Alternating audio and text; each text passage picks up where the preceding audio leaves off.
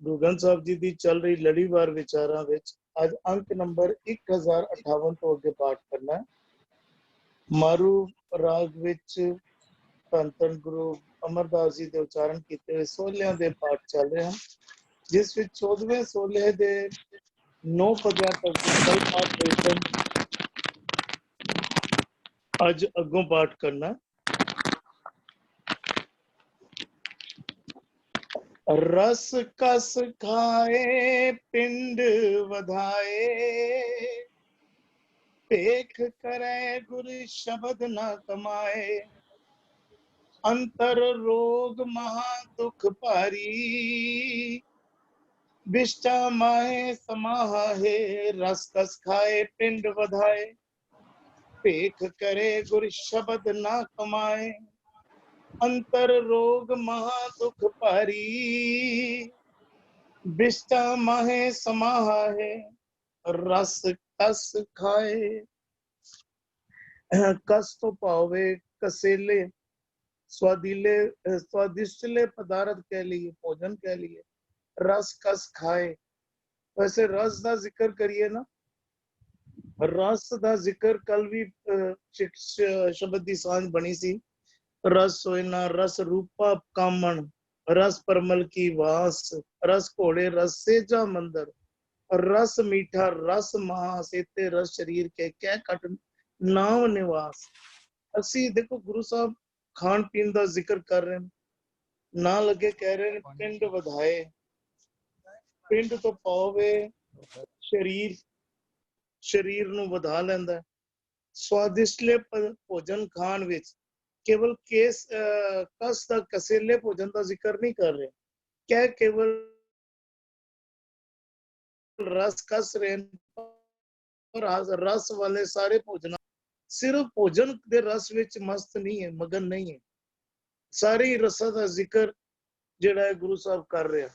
असी ध्यान दईए ना, जे पिंड अखर का भी असी अर्थ समझना करिए, पिंड का अर्थ शरीर भी है। मिल मात पिता पिंड कमाया, माता पिता दे सुमेल दे नाल पिंड दा जन्म होया, शरीर दा जन्म होया। पिंड सानू मिलिया, शरीर करके भी आया। पिंड जिहड़ा है ना गुरु ग्रंथ साहब विच जिहड़ी एक कर्म कांड दी विधि है, उस बाबत भी आंदा। जिहड़े चावल उबले चावल दे गोले नू बना के पितरां दे लई भोजन पाया जांदा है। पिंड पत्तल मेरी केशो किरिया। ਅਸੀਂ ਧਿਆਨ ਦਈਏ ਨਾ, ਪਿੰਡ ਦੇ ਰਾਹੀਂ ਸ਼ਰੀਰ ਦੀ ਕਿਰਿਆ ਦੇ ਰਾਹੀਂ ਅਸੀਂ ਕਈ ਕਰਮ ਕਾਂਡ ਵੀ ਕਰੀ ਜਾਂਦੇ ਹਾਂ। ਪਿੰਡ ਵਧਾਏ, ਅਸੀਂ ਉਸ ਸੈਂਸ ਵੀ ਨੂੰ ਵੀ ਨਾਲ ਜੋੜ ਲਈਏ। ਜਦੋਂ ਤੱਕ ਅਸੀਂ ਸਰੀਰਕ ਤਲ ਤੇ ਜਿਉਂਦੇ ਹਾਂ ਨਾ, ਤਦ ਤੱਕ ਅਸੀਂ ਕਈ ਕਰਮ ਕਾਂਡਾਂ ਵਿੱਚ ਵੀ ਜੁੜੇ ਰਹਿੰਦੇ ਹਾਂ। ਸਰੀਰ ਦੇ ਸੁੱਖਾਂ ਲਈ ਮੇਰੇ ਸੁੱਖ, ਮੇਰੇ ਦੁੱਖ ਤੇ ਮੇਰੀ ਭੁੱਖ, ਸੁਰਤ ਉੱਥੇ ਹੀ ਟਿੱਕੀ ਹੈ। ਪਿੰਡ ਪੱਤਲ ਮੇਰੀ ਕੇਸ਼ੋ ਕਿਰਿਆ। केशव क्रिया की है परमात्मा दी करन दी क्रिया, और कर्म कांड नूं ही मैं धर्म दा कारज समझ लिया। शरीरिक तल ते जदों तक असी जी रहे तद तक कर्म कांडां विच पए होए हां। पिंड असी ध्यान दईए, पिंड गांव नूं भी कहंदे हन, घर नूं भी कहंदे हन। आओ इंज समझ लईए, बाहरला संसार समझ लईए, पिंड कह लईए। पिंड बाहरला संसार लै लईए। जदों तक असी शरीरिक तल ते जिउंदे हां, तद तक बाहर मुखी होके जी रहे हैं। तद तक बाहर का संसार बता लिया, बाहर दे कर्म कांड वाला जीवन बता लिया। गुरु साहब इस पदे विच भी समझा रहे हैं, रस कस खाए पिंड वधाए, भेख करे गुर शब्द ना कमाए। भेख, हुण भेख किनू कहंदे ने? बाहरले भेख नूं, जो असी कपड़े पांदे हां। भेख करे, भेखी बाहरों धर्म दा भेख बना लैंदे ने। असी अक्सर जिहड़े असी कह लीए भगवा भेख पा लिया, पर अंदरों भगवे ना होए। बाहर चिट्टे कपड़े पा ले, पर अंदरों चिट्टे ना होए। धर्म दा भेख बना लिया, पर अंदर धर्म ना वसिया। भेख करे, असी सिर्फ कपड़ियां तक सीमित ना रह जाइए। हो सकता है पेंट कमीज पाण वाला मेरा वर्गा भी भेखी बन के घूम रहा होए, बाहरों बहुत धर्म की गल्लां कर रहा होए, अंदर धर्म ना होए। गुरु साहब इशारा एक पासे दे रहे हैं, पर कह सारियां नूं रहे हैं। भेख करे गुर शब्द ना कमाए। फिर अकर कमाया, कमाउण दा जिक्र आया। फिर अकर कमाण का जिक्र आया। गुरु शब्द ਨੂੰ ਕਮਾ ਨਹੀਂ ਰਿਹਾ। ਜੀਵਨ ਗੁਰੂ ਸ਼ਬਦ ਦੇ ਮੁਤਾबिक और सच ਦੇ ਮੁਤਾबिक ਜਿਉਣਾ ਨਹੀਂ ਕਰ ਰਿਹਾ। ਭੇਖੀ ਤਾਂ ਬਣਾ ਲਿਆ ਬਾਹਰ ਦਾ, ਆਪਣੇ ਤਾਂ ਟੁਕਾਈਏ ਨਾ। ਅਸੀਂ ਕਿਉਂ ਬਾਹਰ ਵੱਲ ਧਿਆਨ ਕਰੀਏ ਕਿ ਫਲਾਣੇ ਨੂੰ ਕਹਿ ਰਹੇ ਨੇ, ਫਲਾਣੇ ਬ੍ਰਾਹਮਣ ਨੂੰ ਕਹਿ ਰਹੇ ਨੇ, ਜਾਂ ਕਾਜ਼ੀ ਨੂੰ ਕਹਿ ਰਹੇ ਨੇ, ਜਾਂ ਭਾਈ ਨੂੰ ਕਹਿ ਰਹੇ ਨੇ, ਜਾਂ ਡੇਰੇਦਾਰ ਨੂੰ ਕਹਿ ਰਹੇ ਨੇ। ਅਸੀਂ ਆਪਣੇ ਤੇ ਟੁਕਾ ਲਈਏ। ਭੇਖ ਕਰੇ, ਗੁਰ ਸ਼ਬਦ ਨਾ ਕਮਾਏ, ਜਿਹਦੇ ਨਾਲ ਸਾਡਾ ਮਨ ਵੀ ਸੋਚੇ ਕਿ ਮੈਨੂੰ ਕਹਿ ਰਹੇ ਨੇ, ਆਪਣੇ ਤੇ ਟੁਕਾਈਏ ਤੇ ਅਸੀਂ ਉਸ ਬਾਬਤ ਸੋਚਣ ਲੱਗੀਏ ਕਿ ਮੈਨੂੰ ਕਹਿ ਰਹੇ ਨੇ ਗੁਰੂ ਦਾ ਸ਼ਬਦ ਤੇ ਮੈਂ ਬਹੁਤ ਪੜ ਰਿਹਾ, ਮੈਂ ਬਹੁਤ ਬੁੱਝਣ ਦੀ ਕੋਸ਼ਿਸ਼ ਵੀ ਕਰ ਰਿਹਾ ਕਿ ਕਮਾ ਵੀ ਰਿਹਾ, ਉਸ ਰਾਹ ਤੇ ਟੁਰ ਵੀ ਰਿਹਾ। ਗੁਰੂ ਸਾਹਿਬ ਕਹਿ ਰਹੇ ਨੇ ਭੇਖ ਕਰੇ ਗੁਰ ਸ਼ਬਦ ਨਾ ਕਮਾਏ, ਕਮਾ ਨਹੀਂ ਰਿਹਾ। ਅੰਤਰ ਰੋਗ ਮਹਾ ਦੁੱਖ ਭਾਰੀ, ਵਿਸ਼ਟਾ ਮਾਹੇ ਸਮਾਏ। ਕਹਿੰਦੇ ਨੇ ਅੰਦਰ ਰੋਗ ਹੀ ਹੈ, ਅੰਦਰ ਵਿਕਾਰਾਂ ਦਾ ਰੋਗ ਉੱਥੇ ਟਿਕਿਆ, ਵਿਕਾਰ ਭੱਜੇ ਨਹੀਂ। ਅੰਤਰ ਰੋਗ के कैसे रोग ਹਨ? ਮਹਾ ਦੁੱਖ ਭਾਰੀ, ਜੋ ਭਿਆਨਕ ਦੁੱਖਾਂ ਦੇ ਕਾਰਨ ਹਨ। ਅਸੀਂ ਸਾਰੀ ਸੁੱਖ ਚਾਹੁੰਦੇ ਹਾਂ, ਪਰ ਕਾਰਜ ਅਸੀਂ ਦੁੱਖ ਦੇ ਕਰੀ ਜਾਂਦੇ ਹਾਂ। ਬਾਰ-ਬਾਰ ਕਾਰਜ ਦਾ ਜ਼ਿਕਰ ਆਉਂਦਾ ਨਾ ਕਿ ਕਾਰਜ ਸਵਰਿਆ ਨਹੀਂ। ਸੁੱਖਾਂ ਵਾਲਾ ਕਾਰਜ ਸਾਨੂੰ ਸਮਝ ਨਹੀਂ ਆਈ, ਸੁੱਖਾਂ ਵਾਲੇ ਕਾਰਜ ਅਸੀਂ ਕਰ ਨਹੀਂ ਰਹੇ। ਗੁਰੂ ਸਾਹਿਬ ਕਹਿ ਰਹੇ ਹਨ ਅੰਤਰ ਰੋਗ ਮਹਾ ਦੁੱਖ ਭਾਰੀ। ਮਹਾ ਦੁੱਖਾਂ ਦਾ ਜੋ ਕਾਰਨ ਹੈ ਉਹ ਅੰਦਰ ਦੇ ਰੋਗ ਹੀ ਹਨ, ਵਿਕਾਰ ਹੀ ਹਨ, ਮਾਇਆ ਦਾ ਮੋਹ ਹੀ ਹੈ। ਉਹਨਾਂ ਨਾਲ ਹੀ ਜੁੜਿਆ ਰਹਿੰਦਾ ਹੈ, ਉਹੀ ਉਹ ਰਸ ਕਸ ਵਿੱਚ ਪਿਆ ਰਹਿੰਦਾ ਹੈ। ਬਿਸ਼ਟਾ ਮਾਹੇ ਸਮਾਇਆ ਹੈ, ਬਿਸ਼ਟਾ ਮਾਹੇ ਸਮਾ ਹੈ। ਬਿਸ਼ਟਾ ਕੀ ਹੈ? ਗੰਦਗੀ। ਬਿਸ਼ਟਾ ਦਾ ਕੀੜਾ, ਅਸੀਂ ਗੰਦੀ ਤੋਂ ਗੰਦੀ ਬਦਬੂਦਾਰ ਨਾਲੀ ਵਿੱਚ ਜਿਉਣ ਵਾਲਾ ਕੀੜਾ ਜਿਹੜਾ ਹੁੰਦਾ ਨਾ, ਬਿਸ਼ਟਾ ਮਾਹੇ ਸਮਾ ਹੈ। ਅਸੀਂ ਬਾਹਰ ਦੇ ਬਿਸਤਰੇ ਤੇ ਬਹੁਤ ਸੋਹਣੇ ਬਣਾ ਲਏ, ਘਰ ਬਹੁਤ ਸੋਹਣੇ ਬਣਾ ਲਏ, ਅਸੀਂ ਬਹੁਤ ਸੋਹਣਾ ਆਪਣੇ ਮਹਿਲ ਮੰਦਰ ਬਣਾਏ ਹਨ, ਬਹੁਤ ਸੋਹਣੀਆਂ ਗੱਡੀਆਂ, ਸੁੱਖ ਸੁਵਿਧਾ ਦੇ ਸਾਰੇ ਸਮਾਨ ਰੱਖ ਲਏ ਹਨ। ਔਰ ਗੁਰੂ ਸਾਹਿਬ ਕਹਿ ਰਹੇ ਨੇ ਜੇਕਰ ਅੰਦਰ ਸ਼ਬਦ ਨਾਲ ਜੋੜ ਨਹੀਂ ਹੋਇਆ ਤੇਰਾ, ਸ਼ਬਦ ਦੇ ਰਾਹੀਂ ਤੇਰੇ ਅੰਦਰ ਦੇ ਰੋਗ ਠੀਕ ਨਹੀਂ ਹੋਏ, ਤੇ ਬਾਹਰ ਜਿੰਨੇ ਮਰਜ਼ੀ ਤੂੰ ਕਰਮ ਕਾਂਡ ਵੀ ਕਰੀ ਜਾ, ਰਸ ਕਸ ਵੀ ਖਾਈ ਜਾ, ਜਿੰਨੇ ਮਰਜ਼ੀ ਤੂੰ ਪਦਾਰਥ ਇਕੱਠੇ ਕਰੀ ਜਾ, ਬਿਸ਼ਟਾ ਮਾਏ ਸਮਾ। ਜਿਸ ਤਰ੍ਹਾਂ ਗੰਦਗੀ ਦਾ ਕੀੜਾ ਗੰਦਗੀ ਵਿੱਚ ਜੀ ਰਿਹਾ ਹੈ ਨਾ, ਤੂੰ ਵੀ ਉसी ਮਾਨੋ ਉसी ਗੰਦਗੀ ਵਿੱਚ ਜੀ ਰਿਹਾ। ਹੁਣ ਗੁਰੂ ਸਾਹਿਬ ਕਿਹੜੀ ਗੰਦਗੀ ਦਾ ਜ਼ਿਕਰ ਕਰ ਰਹੇ ਹਨ? ਕਾਮ ਦੀ ਗੰਦਗੀ ਦਾ, ਕ੍ਰੋਧ ਲੋਭ ਮੋਹ ਅਹੰਕਾਰ ਦੀ ਗੰਦਗੀ ਦਾ ਜ਼ਿਕਰ ਕਰ ਰਹੇ ਹਨ। ਕਹਿੰਦੇ ਹਨ ਕਿ ਗੰਦਗੀ ਦੇ ਵਿੱਚ ਹੀ ਤੇਰਾ ਜੀਵਨ ਬਣਿਆ ਹੋਇਆ ਹੈ। ਔਰ ਗੁਰ ਸ਼ਬਦ ਨਾ ਕਮਾਏ, ਗੁਰੂ ਦੇ ਸ਼ਬਦ ਨੂੰ ਨਾ ਕਮਾਉਣ ਦੀ ਵਜ੍ਹਾ ਕਰਕੇ ਤੇਰਾ ਜੀਵਨ ਇਹੋ ਜਿਹਾ ਬਣਿਆ ਹੋਇਆ ਹੈ। ਗੁਰੂ ਦੇ ਸ਼ਬਦ ਨੂੰ ਪੜ, ਸੁਣ, ਬੁੱਝ, ਉਹਦੇ ਬਾਅਦ ਮੰਨਣ ਵਿੱਚ ਲਿਆ, ਤੇਰਾ ਜੀਵਨ ਸੁਧਰ ਜਾਏ, ਤੇਰਾ ਜੀਵਨ ਜਿਹੜਾ ਹੈ ਅੰਮ੍ਰਿਤਮਈ ਬਣ ਜਾਏ। ਗੁਰੂ ਸਾਹਿਬ ਸਾਰਾ ਜੀਵਨ ਅੰਮ੍ਰਿਤਮਈ ਬਣਾਉਣਾ ਚਾਹੁੰਦੇ ਹਨ। ਅਸੀਂ ਆਪਣੀ ਮਨ ਦੀ ਮਤ ਦੀ ਵਜ੍ਹਾ ਕਰਕੇ ਗੰਦਗੀ ਵਿੱਚ ਜੀਵਨ ਜੋ ਬਤੀਤ ਕਰੀ ਜਾਂਦੇ ਹਾਂ। ਜੀ ਅਰਵਿੰਦ ਜੀ, ਅਸੀਂ ਕੱਲ ਇੱਕ ਪਤਾ ਕਰਕੇ ਆਏ ਸੀ, ਉਹਦੇ ਅੰਦਰ ਇੱਕ ਪੰਕਤੀਆਂ ਸਨ, ਕਹਿੰਦੇ ਨੇ ਬਈ ਦੂਜੀ ਦੁਰਮਤ ਕਾਰਜ ਨਾ ਹੋਵੇ। ਜਿਹੜਾ ਬੰਦਾ ਦੂਜੀ ਮਤ ਵਿੱਚ ਜੁੜਿਆ ਹੋਇਆ ਹੈ ਔਰ ਰੱਬ ਦੀ ਮਿਲਾਪ ਤੋਂ ਜਿਹੜੀ ਟੁੱਟੀ ਹੋਈ ਜਿਹੜੀ ਮਤ ਹੈ ਉਹਦੇ ਨਾਲ ਕਹਿ ਲਓ, ਜਾਂ ਦੁਰਮਤ ਦੇ ਨਾਲ, ਭੈੜੀ ਮਤ ਦੇ ਨਾਲ। ਅਸੀਂ ਕਈ ਵਾਰ ਲਾਸ਼ਾਂ ਵਿਚਾਰ ਕੀਤੀ ਸੀ ਨਾ, ਇੱਕ ਉਹ ਜਿਹੜਾ ਵੀ ਉਹ ਅਸੰਖ ਜਪ ਵਾਲੀ ਪੌੜੀ ਵੀ ਹੈ ਔਰ ਅਸੰਖ ਚੋਰ ਹਰਾਮਖੋਰ ਵਾਲੀ ਪੌੜੀ ਵੀ ਹੈ। ਦੋਨੋਂ ਵਿੱਚ ਭਾਵੇਂ ਜਿਹੜੇ ਬਹੁਤਾਤ ਗਿਣਤੀ ਹੈ, ਇੱਕ ਵਿੱਚ ਤੇ ਅਸੰਖ ਚੋਰ ਹਰਾਮਖੋਰ ਤੇ ਹੈ ਹੀ ਬਿਲਕੁਲ ਉਹ ਨਾਨਕ ਨੀਚ ਕਹੇ ਵਿਚਾਰ, ਉਹਨਾਂ ਦੀ ਕੋਈ ਭੈੜੇ ਬੰਦਿਆਂ ਦੀ ਗਿਣਤੀ ਹੈ। ਤਾਂ ਅਸੰਖ ਜਪ ਅਸੰਖ ਭਾਵ ਵਾਲਾ ਵੀ ਨਾ, ਉਹਦੇ ਅੰਦਰ ਵੀ ਬਹੁਤ ਸਾਰੇ ਜਿਹੜੇ ਨੇ ਉਹਨਾਂ ਅੰਦਰ ਗੁਰਮਤਿ ਦਾ ਸਿਧਾਂਤ ਨਹੀਂ ਹੈ। ਇੱਥੇ ਵੀ ਇੱਕ ਤੇ ਦੁਰਮਤ, ਇੱਕ ਤੇ ਬਿਲਕੁਲ ਭੈੜੀ ਬੁੱਧੀ ਲੈ ਕੇ ਬੈਠੇ ਹੋਏ ਨੇ ਕਿ ਬਈ ਪਤਾ ਨਹੀਂ ਉਹ ਕਿਸੇ ਨੂੰ ਦੁੱਖ ਦੇ ਕੇ ਸੁੱਖ ਮਿਲਦਾ ਪਿਆ ਹੈ, ਉਹ ਕਿਸੇ ਦੀ ਕਾਰ ਖਰਾਬ ਕਰ ਦਿੱਤੀ, ਕਿਸੇ ਦਾ ਕੋਈ ਬੰਦਾ ਕਾਰਜ ਖਰਾਬ ਕਰ ਦਿੱਤਾ।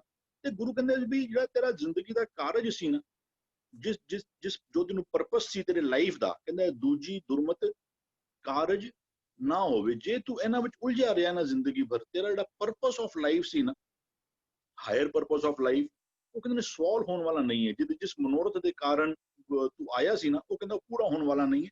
ਤੇ ਸਾਡੀ ਜ਼ਿੰਦਗੀ ਉਲਝੀ ਕਿਨਾਂ ਵਿੱਚ ਪਈ ਹੈ? ਕਹਿੰਦੇ ਰਸ ਕਸ ਖਾਏ ਪਿੰਡ ਵਧਾਏ।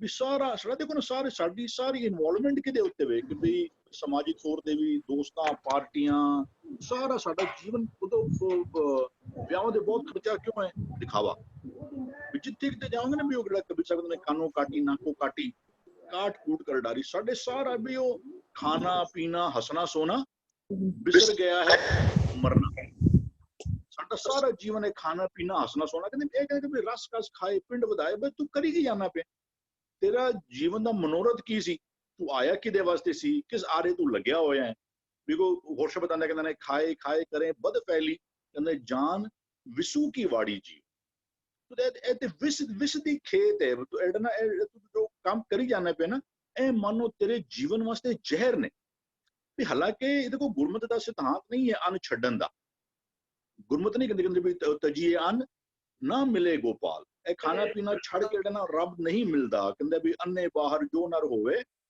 ਤੀਨ ਭਵਨ ਮੈਂ ਆਪਣੀ ਹੋਵੇ ਤਿੰਨੋਂ ਭਵਨਾਂ ਵਿੱਚ ਬਹੁਤ ਸਾਰੀ ਦੁਨੀਆ ਵਿੱਚ ਜਿਹੜਾ ਕੋਈ ਬੰਦਾ ਅੰਨ ਦਾ ਤਿਆਗ ਕਰ ਦਿੰਦਾ ਨਾ ਉਹ ਕੋਈ ਰੱਬ ਦੇ ਨਾਲ ਕੋਈ ਬਹੁਤ ਨੇੜੀ ਸਾਂਝ ਨਹੀਂ ਪਾ ਸਕਦਾ ਲੇਕਿਨ ਉਹ ਜ਼ਿਆਦਾ ਖਾਣਾ ਵੀ ਖਾਏ ਖਾਏ ਕਰੇ ਬਦ ਫੈਲੀ ਜਾਂ ਰਸ ਖਸ ਖਾਏ ਪਿੰਡ ਵਧਾਏ ਸਾਰਾ ਆਹਾਰ ਜਿਹੜਾ ਲੱਗਿਆ ਹੈ ਨਾ ਉਸ ਉਹ ਕੇਵਲ ਰਸਾਂ ਕਸਾਂ ਨੂੰ ਇੰਜੋਏ ਤੇਰਾ ਪਰ ਇਹ ਤੇ ਤੈਨੂੰ ਉਲਝਾਉਣ ਵਾਸਤੇ ਸੀ ਇਹ ਤੇ ਤੈਨੂੰ ਤੇਰੀਆਂ ਪ੍ਰੀਖਿਆਵਾਂ ਸਨ ਲੇਕਿਨ ਕਾਰਜ ਨੂੰ ਭੁੱਲ ਕੇ ਅਸੀਂ ਇਹਨਾਂ ਸਾਰਿਆਂ ਰਸਾਂ ਕਸਾਂ ਵਿੱਚ ਹੀ ਜਿਹੜਾ ਹੈ ਨਾ ਕੱਲ ਵੀ ਸੁਖਬੀਰ ਜੀ ਗੱਲ ਕਰਦੇ ਸਨ ਕਿ ਅਸੀਂ ਤਿਆਗ ਦੇਣੇ ਨੇ ਨਹੀਂ ਲੇਕਿਨ ਗੁਰਮਤ ਦਾ ਸਾਰਾ ਜਿਹੜਾ ਕੇਂਦਰ ਉਹ ਹੈ ਹੀ ਜਿਹੜਾ ਹੈ ਨਾ ਉਹ ਸੰਜਮ ਵਾਲਾ ਵੀ ਜੇ ਤੂੰ ਅੱਛਾ ਤੁਹਾਡੀ ਔਲਾਦ ਵੀ ਹੋਵੇ ਲੇਕਿਨ ਕੀ ਆਪਣੇ ਬੱਚੇ ਨੂੰ ਪ੍ਰਮੋਟ ਕਰਨ ਤੇ ਕਿਸੇ ਹੋਰ ਬੱਚੇ ਦਾ ਹੱਕ ਮਾਰ ਸਕਣਾ ਨਹੀਂ ਬਿਲਕੁਲ ਨਹੀਂ ਤੇਰੇ ਬੱਚੇ ਦੀ ਡਿਊਟੀ ਹੈ ਤੂੰ ਕਰਨੀ ਹੈ ਜਿਸ ਦਿਨ ਤੂੰ ਆਪਣੇ ਬੱਚੇ ਨੂੰ ਪ੍ਰਮੋਟ ਕਰਨ ਵਾਸਤੇ ਕਿਸੇ ਹੋਰ ਬੱਚੇ ਦਾ ਹੱਕ ਖਾਤਾ ਗੁਰੂ ਕਹ ਜਾਏਗਾ ਅੰਤ ਕਾਲ ਜੋ ਲੜਕੇ ਸਿਮਰੇ ਐਸੀ ਚਿੰਤਾ ਮੇ ਜੇ ਮਰੇ ਸੂਕਰ ਜੋਨ ਵਾਲ ਬਾਲੋ ਕਰੇ ਤੇਰੇ ਜ਼ਿੰਦਗੀ ਦਾ ਜੋ ਕਾਰਜ ਸੀ ਨਾ ਜੋ ਸਵਰ ਨਹੀਂ ਰਿਹਾ ਕਹਿੰਦੇ ਸ਼ੀਘਰ ਕਾਰਜ ਲਿਓ ਸਵਾਰ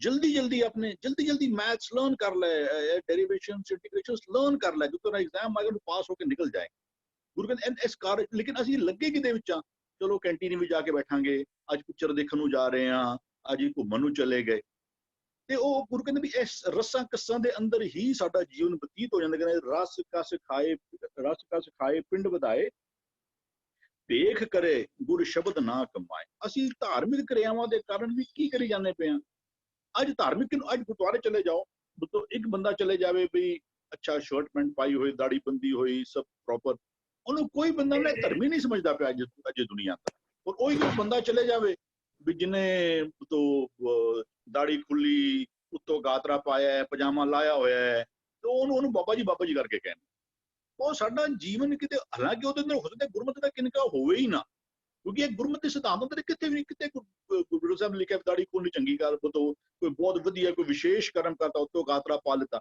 ਇਹਦੇ ਬਹੁ ਭੇਖ ਕਰ ਪਰਮਾਈਐ ਮਨ ਹਿਰਦੈ ਕਪਟ ਕਮਾਏ ਇਹ ਕਹਿੰਦੇ ਬਾਹਰ ਭੇਖ ਨਾ ਕਾਹੂ ਪੀਨ ਰੱਬ ਤੇਰੇ ਬਾਹਰ ਦੀ ਵੇਸ਼ਭੂਸ਼ਾ ਦੇ ਨਾਲ ਕੁਛ ਨਹੀਂ ਹੁੰਦਾ ਉਹ ਕਹਿੰਦਾ ਸਭ ਕੁਝ ਜਾਣੇ ਆਤਮ ਕੀ ਰਹਿ ਤੇਰੇ ਅੰਦਰ ਕੈਸੀ ਰਹਿਣੀ ਹੈ ਨਾ ਗੁਰੂ ਨੂੰ ਤੇ ਉਹ ਜਿਹੜਾ ਹੈ ਨਾ ਵੀ ਉਹ ਗੁਰੂ ਤੇਰੇ ਅੰਦਰ ਵਾਲਾ ਜੀਵਨ ਜਿਹੜਾ ਨਾ ਉਹ ਚਾਹੀਦਾ ਇੱਕ ਉਹ ਜਿਹੜੇ ਖਾਸ ਤੌਰ ਤੇ ਜਿਹੜੇ ਸਾਡੇ ਕਹਿ ਲਓ ਧਾਰਮਿਕ ਕੇਂਦਰੀ ਸਥਾਨ ਨੇ ਉਹਨਾਂ ਦੇ ਉੱਤੇ ਜਿਹੜੇ ਬੰਦੇ ਨੇ ਖਾਸ ਉਹ ਅੱਛਾ ਕੋਈ ਰਾਗੀ ਜੱਥਾ ਆ ਜਾਵੇ ਉਹ ਮਤਲਬ ਇੱਕ ਜਿਹੜੇ ਟੈਕਸਲਾ ਟੀਵੀ ਵਾਲੇ ਆਉਂਦੇ ਹੁੰਦੇ ਸਨ ਭੁਪਿੰਦਰ ਵੀਰ ਜੀ ਨੇ ਇੱਕ ਬਹੁਤ ਘੱਟ ਉਹਨੇ ਸੇ ਮਿਲਣਗੇ ਜੋ ਨਾਰਮਲ ਕੱਪੜੇ ਜਾ ਕੇ ਬੈਠਣ ਕੀ ਮਜਬੂਰੀ ਉਹਨਾਂ ਦੀ ਉਹ ਕਹਿੰਦੇ ਸ਼ਬਦ ਆਂਦੇ ਕਹਿੰਦੇ ਬੱਗਾ ਬੱਗੇ ਕੱਪੜੇ ਤੀਰਥ ਮੰਝ ਵਸਨ ਉਹ ਅੱਗੇ ਕਹਿੰਦੇ ਨੇ ਕੁੱਟ ਜੀਆਂ ਖਾਵਣੇ ਉਹਨਾਂ ਨੇ ਤੇ ਲੋਕਾਂ ਨੂੰ ਇਤਨਾ ਭਰਮਾਂ ਵਿੱਚ ਪਾ ਕੇ ਤੇ ਇਹਨਾਂ ਲੁੱਟਿਆ ਹੋਇਆ ਨਾ ਉਹਨਾਂ ਨੂੰ ਕਹਿੰਦੇ ਬੱਗੇ ਨਾ ਕਹੀਏ ਇਹ ਚਿੱਟੇ ਸੋਹਣੇ ਜੀਵਨ ਵਾਲੇ ਨਹੀਂ ਇਹਦੇ ਭੇਖ ਕਰੇ ਕਿਉਂਕਿ ਗੱਲ ਜਿਹੜੀ ਚਲਦੀ ਪਈ ਸੀ ਨਾ ਉਹ ਚਲਦੀ ਪਈ ਸੀ ਵੀ ਜੀਵਨ ਮੁਕਤ ਕਿਵੇਂ ਹੋਏਗਾ ਤੇਰਾ ਮਿਲਿਆ ਮਨੁੱਖ ਨੂੰ ਇੱਕ ਪਰਪਸ ਵਾਸਤੇ ਭੇਜਿਆ ਗਿਆ ਹੁਣ ਇੱਥੇ ਕਹਿੰਦੇ ਮੇਰੇ ਕੱਲ ਸ਼ਬਦ ਚ ਕਹਿੰਦੇ ਨੇ ਜੀਵਨ ਮੁਕਤ ਗੁਰ ਸ਼ਬਦ ਕਮਾਏ ਗੁਰੂ ਦੇ ਸ਼ਬਦ ਨੂੰ ਕਮਾਉਣਾ ਹੀ ਸਾਧਨ ਸੀ ਤੇਰਾ ਜਿਉਂਦਿਆਂ ਜੀ ਵਿਕਾਰਾਂ ਤੋਂ ਮੁਕਤੀ ਦਾ ਲੇਕਿਨ ਅਸੀਂ ਕਰਨੇ ਕੀ ਪਏ ਆ ਕਹਿੰਦਾ ਭੇਖ ਕਰੇ ਗੁਰ ਸ਼ਬਦ ਨਾ ਕਮਾਏ ਹੁਣ ਭੇਖ ਦੀ ਤੇ ਕੋਈ ਥਾਂ ਹੈ ਨਹੀਂ ਲੇਕਿਨ ਅਸੀਂ ਧਾਰਮਿਕ ਕਿਰਿਆ ਦੇ ਹਿਸਾਬ ਤੇ ਕੀ ਕਰ ਜਾਣੇ ਮੈਂ ਕੇਵਲ ਤੇ ਕੇਵਲ ਭੇਖ ਵੀ ਤੇ ਸਾਰਾ ਜੀਵਨ ਸਾਰਾ ਰਸਾ ਕਸਾਂ ਵਿੱਚ ਉਲਝਿਆ ਪਿਆ ਔਰ ਉਸ ਤੋਂ ਬਾਅਦ ਇਹ ਬੰਦਾ ਸਵੇਰੇ ਗੁਰਦੁਆਰੇ ਜਾਂਦਾ ਹੈ ਤੇ ਬੁੱਧੋ ਦਾੜੀ ਖੁੱਲੀ ਪਜਾਮਾ ਲਾਇਆ ਪਾਇਆ ਉੱਤੋਂ ਗਾਤਰਾ ਔਰ ਫਿਰ ਆ ਕੇ ਬੁੱਧੋ ਫਿਰ ਜਦੋਂ ਦੁਨੀਆ ਵਿੱਚ ਇਨਵੋਲਵ ਹੋਇਆ ਉਦੋਂ ਨਾ ਇਹ ਦੋਨੋਂ ਵਿੱਚ ਕੋਈ ਧਾਰਮਿਕ ਕਿਰਿਆ ਨਹੀਂ। ਧਾਰਮਿਕ ਕਿਰਿਆ ਕੀ ਸੀ? ਨੇ ਗੁਰ ਸ਼ਬਦ ਕਮਾਣੀ, ਜੋ ਗੁਰ ਕਹੇ ਸੋਈ ਭਲ ਮਾਨੋ, ਉਹ ਸਾਡੇ ਜੀਵਨ ਵਿੱਚ ਆ ਨਹੀਂ ਰਿਹਾ। ਕਹਿੰਦੇ ਅੰਤਰ ਰੋਗ ਮਹਾ ਦੁਖ ਭਾਰੀ, ਤੇਰੇ ਅੰਦਰ ਇਹ ਵਿਕਾਰਾਂ ਦਾ ਰੋਗ ਜਿਹੜਾ ਨਾ ਉਹ ਵੱਧਦਾ ਰਹੇਗਾ। ਤੇਰੇ ਅੰਦਰੋਂ ਭਰਮ ਇਹ ਕਦੀ ਜਾਣਗੇ ਨਹੀਂ ਵੀ ਉਹ ਕਾਮ ਰੋਗ ਮੈਗਲ ਬਸ ਕੀਨਾ ਵੀ ਉਹ ਸਾਰਾ ਐਗਜ਼ਾਮਪਲ ਆਉਂਦਾ ਉਧਰ ਵੱਖ-ਵੱਖ ਦਿੰਦੇ ਨੇ ਵੀ ਉਹ ਤਾਂ ਕਿ ਕੇਤਕ ਆਸ ਵੀ ਉਹ ਮੀਨ ਰੋਗ ਜੇਵਾ ਰੋਗ ਮੀਨ ਗ੍ਰਸਿਆਨੋ ਕਾਮ ਰੋਗ ਮੈਗਲ ਬਸ ਕੀਨੋ, ਮੇਰੇ ਵਰਡ ਦੱਸਦੇ ਤੇ ਹੋਣਗੇ ਥੋੜੇ ਜਿਹੇ ਵੀ ਉਹ ਕਹਿੰਦੇ ਪੰਜ ਰੋਗ ਅਸਾਧ ਜਾਮੇ ਤਾਂ ਕਿ ਕੇਤਕ ਆਸ, ਜਿਹਦੇ ਵਿੱਚ ਇਹ ਪੰਜੇ ਰੋਗ ਉਹ ਕਹਿੰਦੇ ਇੱਕ ਰੋਗ ਦੇ ਕਾਰਨ ਬੇਟਾ ਨਾ ਉਹ ਇੱਕ ਜਾਨਵਰ ਜਿਹੜਾ ਉਹ ਫਸਦਾ ਪਿਆ। ਕਹਿੰਦਾ ਤੇਰੇ ਵਿੱਚ ਤੇ ਪੰਜੋ ਰੋਗ ਜਿਹੜੇ ਭਰੇ ਪਏ ਨੇ ਔਰ ਇਹ ਤੇਰੇ ਜੀਵਨ ਨੂੰ ਦੁਖੀ ਵੀ ਕਰਦੇ ਪਏ ਨੇ। ਅੰਤਰ ਰੋਗ ਮਹਾ ਦੁਖ ਭਾਰੀ, ਕਹਿੰਦੇ ਬਿਸ਼ਟਾ ਮਾਹੇ ਸਮਾਹਾ ਹੈ। ਤੇਰਾ ਜੀਵਨ ਮਨੋ ਨਾ ਇਹ ਸਭ ਸਾਰੀ ਚੀਜ਼ਾਂ ਜਿਹੜੀਆਂ ਨੇ ਨਾ ਇਹ ਤੇਰੇ ਆਤਮਿਕ ਜੀਵਨ ਵਾਸਤੇ ਮਨੋ ਜ਼ਹਿਰ ਦਾ ਕੰਮ ਕਰਦੀਆਂ ਪਈਆਂ ਵੀ ਉਹ ਗੰਦਗੀ ਦਾ ਕੰਮ ਕਹਿ ਲਓ। ਬਿਸ਼ਟਾ ਗੰਦਗੀ ਤੇਰੇ ਜੀਵਨ ਨੂੰ ਨਾ ਬਿਲਕੁਲ ਖਰਾਬ ਕਰੀ ਜਾਂਦੀਆਂ ਪਈਆਂ ਨੇ। ਤੇਰਾ ਮਿਲਿਆ ਅੱਛਾ ਮੌਕਾ ਸੀ ਤੈਨੂੰ, ਲੇਕਿਨ ਉਹਨੂੰ ਭੁਲਾ ਕੇ ਤੂੰ ਇਹ ਸਾਰਾ ਰੱਸਾਂ ਕੱਸਾਂ ਵਿੱਚ ਉਲਝਿਆ ਪਿਆ। ਔਰ ਉਸ ਤੋਂ ਉੱਤੇ ਜੇ ਕੋਈ ਉੱਠਦਾ ਹੈ ਤੇ ਬਹੁਤ ਤੇ ਧਾਰਮਿਕ ਵੇਸ਼ਭੂਸ਼ਾ ਨੂੰ ਹੀ ਧਰਮ ਸਮਝ ਜਾਂਦਾ ਪਿਆ। ਹਾਂਜੀ ਜੀ ਅਰਵਿੰਦਰ ਵੀਰ ਜੀ, ਅਸੀਂ ਵੀਰ ਜੀ ਧਿਆਨ ਦਈਏ ਨਾ, ਅਸੀਂ ਬਾਹਰਲੇ ਪੇਖ ਤੇ ਬਾਹਰਲੇ ਆਪਣੇ ਸਰੀਰ ਦੇ ਉੱਤੇ ਬਹੁਤਾ ਜ਼ੋਰ ਲਾਉਂਦੇ ਆ। ਇੱਕ ਬੱਚੇ ਨੇ 2 ਬਰਤਨ ਧੋਤੇ ਤੇ ਉਸਦੇ ਪਿਤਾ ਨੇ ਉਹਨੂੰ ਪੁੱਛਣਾ ਕੀਤਾ, ਬੇਟਾ ਬਰਤਨ ਧੋ ਕੇ ਆਇਆ ਕੀ ਸਿੱਖਿਆ? ਕਹਿੰਦਾ ਪਿਤਾ ਜੀ ਮੈਨੂੰ ਸਮਝ ਨਹੀਂ ਆਇਆ ਤੁਸੀਂ ਕੀ ਪੁੱਛ ਰਹੇ ਹੋ? ਕਹਿੰਦੇ ਨੇ ਬੇਟਾ ਭਾਂਡਾ ਧੋਣ ਲੱਗਿਆ ਅੰਦਰੋਂ ਜ਼ਿਆਦਾ ਸਾਫ਼ ਕਰੀਦਾ। ਅਸੀਂ ਧਿਆਨ ਦਈਏ ਨਾ, ਅਸੀਂ ਬਾਹਰਲੇ ਭਾਂਡੇ ਨੂੰ ਬਹੁਤ ਚਮਕਾਉਣ ਤੇ ਲੱਗੇ ਆ, ਭਾਂਡੇ ਨੂੰ ਬਾਹਰੋਂ ਚਮਕਾਉਣ ਦੇ ਉੱਤੇ ਬਹੁਤਾ ਜ਼ੋਰ ਦਿੰਦੇ ਆ, ਬਹੁਤ ਸੋਹਣੇ ਕੱਪੜੇ ਪਾਉਂਦੇ ਆ, ਬਹੁਤ ਸੋਹਣੇ ਮੇਕਅਪ ਕਰਦੇ ਆ, ਬਹੁਤ ਸਵਾਰਨ ਤੇ ਲੱਗੇ ਆ। ਔਰ ਇੱਥੇ ਤੱਕ ਅਸੀਂ ਕਰਮ ਕਾਂਡੀ ਧਰਮ ਦੇ ਵਿੱਚ ਵੀ ਬਾਰ ਮੁਖੀ ਹੋ ਕੇ ਕਰਮ ਕਾਂਡਾਂ ਵਿੱਚ ਅਸੀਂ ਜੁੜ ਬੈਠੇ ਆ, ਪਰ ਅੰਦਰੋਂ ਭਾਂਡਾ ਸਾਫ਼ ਕਰਨ ਵੱਲ ਸਾਡਾ ਧਿਆਨ ਘੱਟ ਰਹਿ ਜਾਂਦਾ ਹੈ। ਗੁਰੂ ਸਾਹਿਬ ਬਾਰ ਅੰਦਰ ਦੇ ਭਾਂਡੇ ਦਾ ਜ਼ਿਕਰ ਕਰਦੇ ਹਨ ਕਿ ਅੰਦਰੋਂ ਭਾਂਡਾ ਧੋ ਲਈਏ।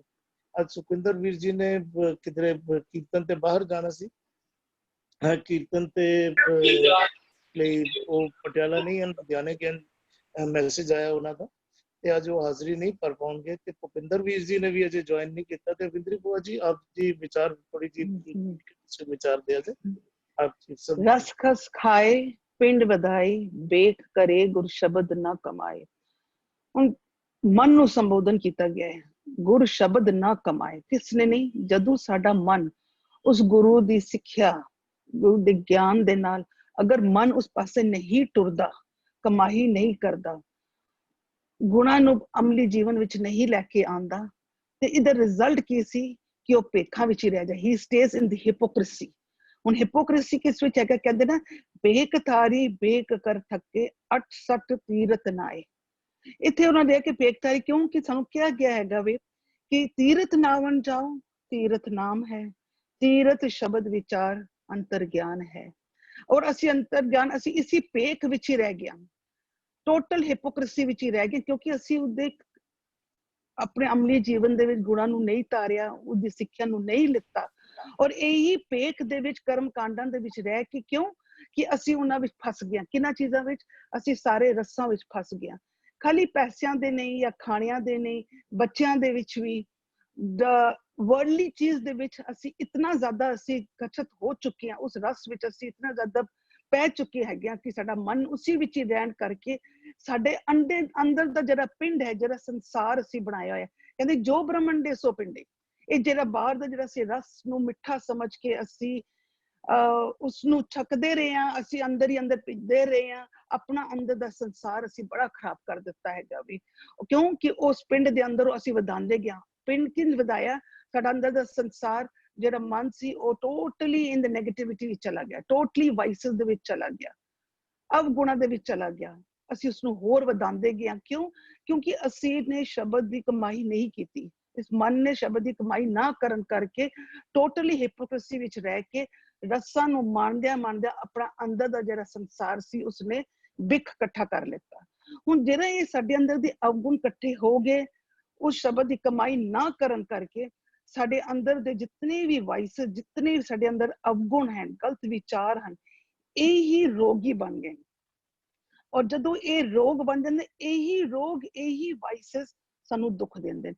ਕੋਈ ਬਾਹਰ ਦਾ ਬੰਦਾ ਸਾਨੂੰ ਦੁੱਖ ਨਹੀਂ ਦਿੰਦਾ। ਇਹ ਸਾਡੇ ਸਭ ਤੋਂ ਵੱਡਾ ਰੋਗ ਹੈ, ਜੋ ਸਾਡੇ ਅੰਦਰ ਦੇ ਵਾਇਸਸ ਹਨ, ਜੋ ਸਾਨੂੰ ਦੁੱਖ ਦਿੰਦੇ ਹਨ। ਔਰ ਕਿਉਂ ਦੁੱਖ ਦਿੰਦੇ ਨੇ? ਕਿਉਂਕਿ ਅਸੀਂ ਪੂਰੀ ਤਰ੍ਹਾਂ ਲੀਨ ਹੋ ਚੁੱਕੇ ਹਾਂ ਇਹਨਾਂ ਵਿਕਾਰਾਂ, ਇਹਨਾਂ ਰੋਗਾਂ ਦੇ ਅੰਦਰ। ਅਸੀਂ ਪੂਰੀ ਤਰ੍ਹਾਂ ਖਚਤ ਹੋ ਚੁੱਕੇ ਹਾਂ। ਕਿਉਂ? ਕਿਉਂਕਿ ਅਸੀਂ ਉਸ ਗੁਰੂ ਦੀ ਗੱਲ ਨੂੰ ਨਹੀਂ, ਸਿੱਖਿਆ ਨੂੰ ਲਿੱਤਾ, ਉਹਦੀ ਕਮਾਈ ਨਹੀਂ ਕੀਤੀ, ਅਸੀਂ ਉਹਦੇ ਗੁਣਾਂ ਨੂੰ ਨਹੀਂ ਤਾਰਿਆ, ਉਹਦੇ ਅਮਲੀ ਜੀਵਨ ਵਿੱਚ ਨਹੀਂ ਲੈ ਕੇ ਕਰਕੇ ਇਹ ਪੂਰਾ ਸੰਸਾਰ ਸਾਡੇ ਅੰਦਰ ਬਣ ਗਿਆ। ਹਾਂਜੀ ਜੀ ਜੀ ਭੂਆ ਜੀ, ਬਿਲਕੁਲ ਬਹੁਤ ਸੋਹਣਾ ਸਮਝਾਣਾ ਕਰ ਰਹੇ ਹੋ। ਦਦਾ ਦੋਸ਼ ਨਾ ਦਿਓ ਕਿਸੇ, ਦੋਸ਼ ਕਰਮਾ ਆਪਣੇ, ਜੋ ਮੈਂ ਕੀਆ ਸੋ ਮੈਂ ਪਾਇਆ, ਦੋਸ਼ ਨਾ ਦੀਜੇ ਅਵਰ। ਬਿਲਕੁਲ ਜਿਹੋ ਜਿਹੇ ਅਸੀਂ ਕਰਮ ਕਰੀ ਜਾਂਦੇ ਹਾਂ, ਸਾਡਾ ਮਨ ਉਸੇ ਮੁਤਾਬਿਕ ਬਣੀ ਜਾਂਦਾ, ਤੇ ਮਨ ਮੁਤਾਬਿਕ ਹੀ ਅਸੀਂ ਸੰਸਾਰ ਵਿੱਚ ਕਾਰ ਵਿਹਾਰ ਕਰਦੇ ਹਾਂ। ਜਿਹੋ ਜਿਹਾ ਮਨ ਹੈ ਉਸੀ ਨਿਗਾਹ ਨਾਲ ਅਸੀਂ ਤੱਕਦੇ ਹਾਂ, ਉਸੀ ਤਰੀਕੇ ਦੇ ਅਸੀਂ ਕਾਰ ਵਿਹਾਰ ਕਰਦੇ ਹਾਂ, ਤੇ ਉਹੀਓ ਸਾਨੂੰ ਪ੍ਰਾਪਤੀ ਹੋਈ ਜਾਂਦੇ ਹਨ। ਫਿਰ ਅਸੀਂ ਦੋਸ਼ ਦੂਜਿਆਂ ਨੂੰ ਦੇਈ ਜਾਂਦੇ ਹਾਂ ਕਿ ਤੇਰੀ ਵਜ੍ਹਾ ਕਰਕੇ ਮੈਨੂੰ ਇਹ ਦੁੱਖ ਮਿਲਿਆ, ਤੇਰੀ ਵਜ੍ਹਾ ਕਰਕੇ ਮੈਨੂੰ ਇਹ ਨੁਕਸਾਨ ਹੋ ਗਿਆ। ਅਸੀਂ ਭੁੱਲ ਜਾਂਦੇ ਹਾਂ ਕਿਸੇ ਹੋਰ ਦੀ ਵਜ੍ਹਾ ਕਰਕੇ ਨਹੀਂ, ਮੇਰੀ ਆਪਣੀ ਵਜ੍ਹਾ ਕਰਕੇ। ਜੋ ਮੈਂ ਬਣਿਆ ਉਹਦੇ ਕਾਰਨ ਮੈਂ ਆਪ ਹੀ ਹਾਂ, ਕੋਈ ਹੋਰ ਉਹਦੀ ਵਜ੍ਹਾ ਨਹੀਂ ਹੈ। वेद पढ़े पढ़ बाध वखाणे, घट में ब्रह्म तिस शब्द ना पछाणे, गुरमुख होवे सो तत् बिलोवे, रसना हर रस।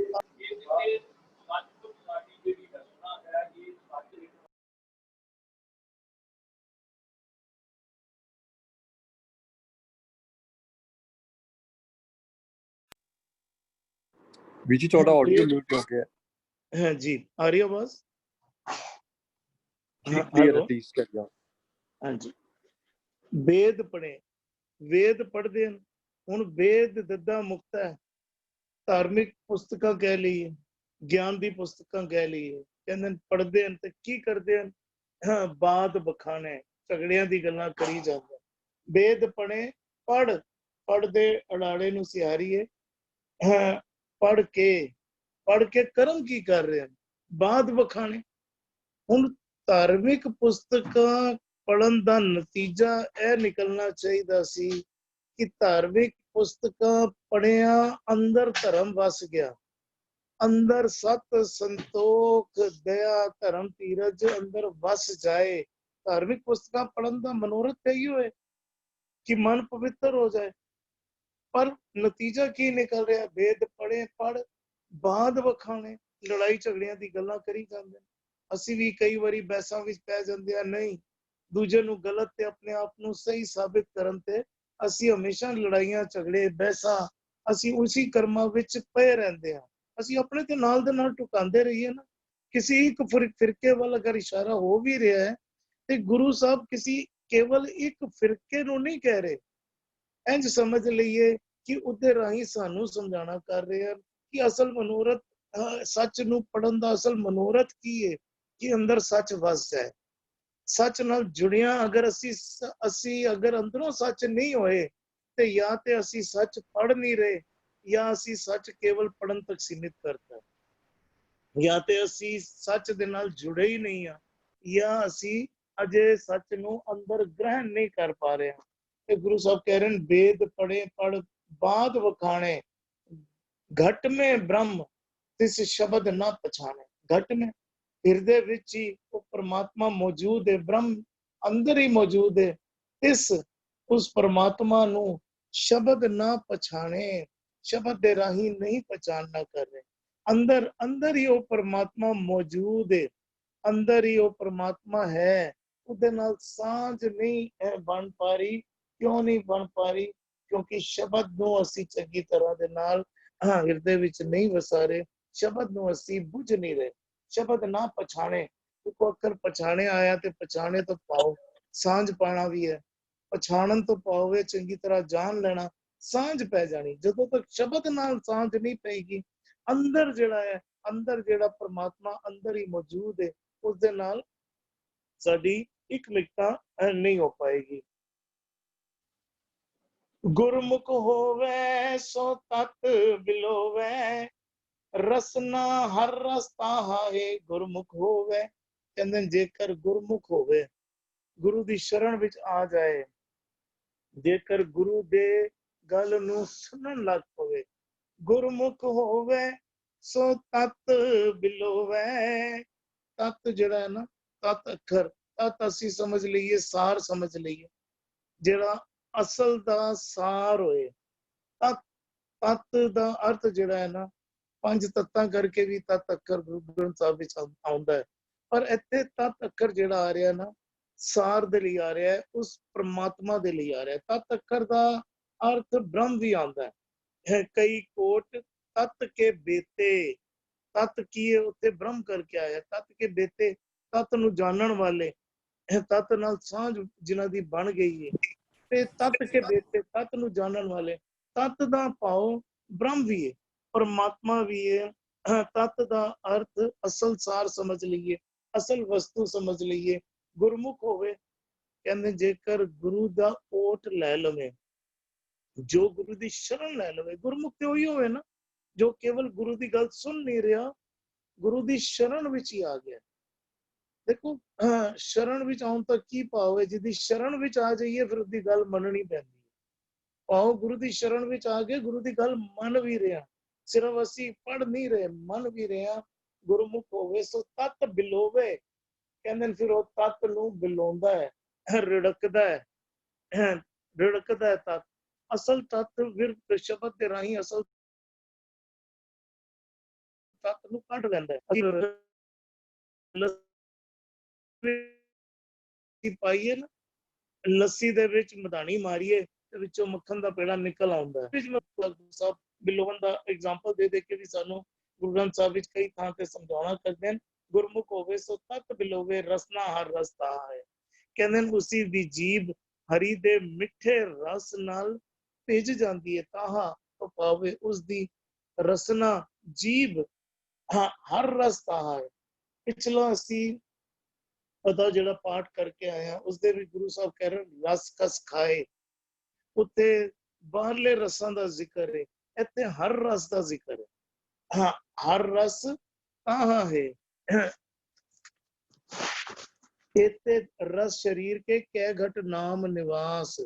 ਕਿੰਨੇ ਹੀ ਰਸ ਸ਼ਰੀਰ ਦੇ ਹਨ। ਪਿਛਲੇ ਪਦੇ ਵਿੱਚ ਸਰੀਰਿਕ ਰਸਾਂ ਦਾ ਜ਼ਿਕਰ ਕਰ ਰਹੇ ਹਨ, ਇਸ ਦੇ ਵਿੱਚ ਅਸਲ ਰਸ ਦਾ ਜ਼ਿਕਰ ਕਰ ਰਹੇ ਹਨ, ਸੱਚ ਦੇ ਰਸ ਦਾ ਜ਼ਿਕਰ ਕਰ ਰਹੇ ਹਨ। ਕਹਿੰਦੇ ਉਸ ਨੂੰ ਔਰ ਹਰੀ ਦਾ ਰਸ ਪ੍ਰਾਪਤ ਹੋ ਜਾਏਗਾ। ਅਸੀਂ ਧਿਆਨ ਦਈਏ ਨਾ, ਸਾਡਾ ਜੀਵਨ ਜਿਹੜਾ ਹੈ ਪਦਾਰਥਾਂ ਦੇ ਵਿੱਚ ਬਾਹਰ ਮੁਖੀ ਹੋ ਕੇ ਅਸੀਂ ਜੀਵਨਾ ਕਰ ਰਹੇ ਹਾਂ। ਗੁਰੂ ਸਾਹਿਬ ਬਾਹਰ ਦਾ ਵੀ ਇਸ਼ਾਰਾ ਕਰਦੇ ਨੇ ਤੇ ਬਾਹਰ ਤੋਂ ਅੰਦਰ ਕਿਸ ਤਰ੍ਹਾਂ ਜਾਣਾ ਹੈ ਉਹ ਵੀ ਸਾਨੂੰ ਲੈ ਕੇ ਜਾ ਰਹੇ ਹਨ। ਸਾਨੂੰ ਪੂਰਾ ਰਾਹ ਦੱਸ ਰਹੇ ਹਨ, ਸਿਰਫ ਐਡਰੈਸ ਨਹੀਂ ਦੱਸ ਰਹੇ, ਸਾਨੂੰ ਤਰੀਕਾ ਵੀ ਦੱਸ ਰਹੇ ਹਨ। ਬਲਕਿ ਇੰਝ ਸਮਝੀਏ ਉਂਗਲ ਫੜ ਕੇ ਸਾਨੂੰ ਨਾਲ ਉੱਤੇ ਉਸ ਸਫ਼ਰ ਤੇ ਲੈ ਕੇ ਵੀ ਜਾ ਰਹੇ ਹਨ।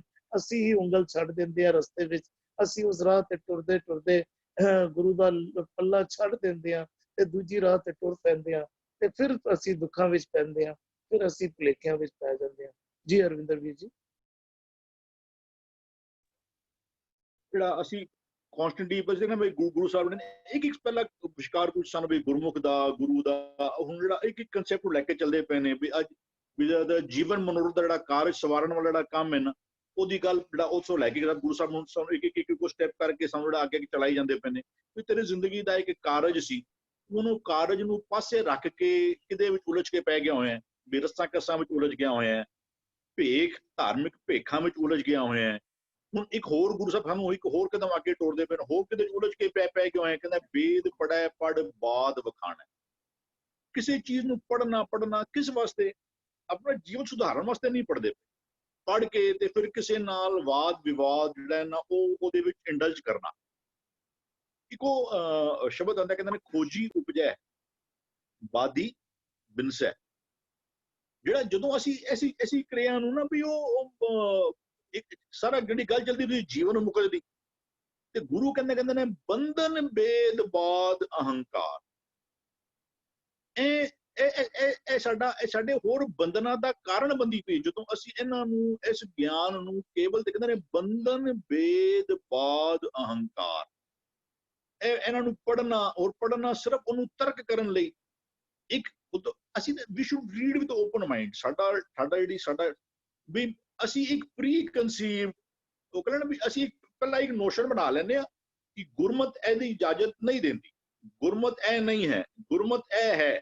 ਅਸੀਂ ਫਿਰ ਉਹਨੂੰ ਲੈ ਕੇ ਗੁਰਬਾਣੀ ਪੜ੍ਹਨਾ ਸ਼ੁਰੂ ਕਰਨੇ ਆ, ਔਰ ਫਿਰ ਹਰ ਸ਼ਬਦ ਨੂੰ ਉਹ ਤੋਂ ਕਿੱਥੋਂ ਨਾ ਕਿੱਥੋਂ ਉਹਨੂੰ ਖਿੱਚ ਧੂ ਕੇ ਅਸੀਂ ਉਹਨੂੰ ਉਸ ਤੇ ਜੋੜਨੇ ਪਿਆ ਕਿ ਗੁਰਮਤ ਇਹ ਵੇ। ਹੋਣਾ ਕੀ ਚਾਹੀਦਾ ਸੀ, ਮੈਂ ਕਲੀਨ ਸਲੇਟ ਆਫ ਮਾਈਂਡ ਲੈ ਕੇ ਬੈਠਿਆ ਹੋਇਆ, ਗੁਰੂ ਮੈਨੂੰ ਕੋਈ ਗੱਲ ਕਰੀ ਜਾਂਦਾ ਪਿਆ, ਗੁਰੂ ਮੈਨੂੰ, ਅਸੀਂ ਕਈ ਗੱਲਾਂ ਦੇ ਸਾਨੂੰ ਇਤਨੇ ਦ੍ਰਿਸ਼ਟਾਂਤ ਮਿਲ ਜਾਂਦੇ ਨੇ, ਅਸੀਂ ਫਿਰ ਵੀ ਕਿਸੇ ਇੱਕ ਗੱਲ ਤੇ ਅੜੇ ਰਹਿੰਦੇ ਕਿ ਨਹੀਂ ਗੁਰਮਤ ਇਸ ਚੀਜ਼ ਦੀ ਗੱਲ ਜਿਹੜੀ ਨਾ ਉਹ ਨਹੀਂ ਕਰਦੀ। ਆ ਜਿਹੜੇ ਬਹੁਤ ਸਾਰੇ ਕਰਮ ਕਾਂਡ ਹੁੰਦੇ ਪਏ ਨੇ, ਅੱਜ ਨਾ ਦੁੱਧ ਨਾਲ ਧੋਣੇ ਹੀ ਜਾਂਦੇ ਪਏ, ਗੁਰਮਤ ਨਹੀਂ ਕਹਿੰਦੀ ਵੀ ਤਾਂ ਵੀ ਧੋਤੇ ਜਾਂਦੇ ਪਏ। ਤੇ ਸਾਡਾ ਜਿਹੜਾ ਕਲੀਨ ਸਲੇਟ ਆਫ ਮਾਈਂਡ ਨਾ ਉਹ ਨਹੀਂ ਹੋ ਰਿਹਾ, ਵੀ ਅਸੀਂ ਪੜ੍ਹਨੇ ਕਿਉਂ ਪਏ ਆ ਵੀ ਕੇਵਲ ਤੇ ਕੇਵਲ ਕਿਸੇ ਨਾਲ ਉਹ ਤਰਕ ਕਰ ਸਕੀ।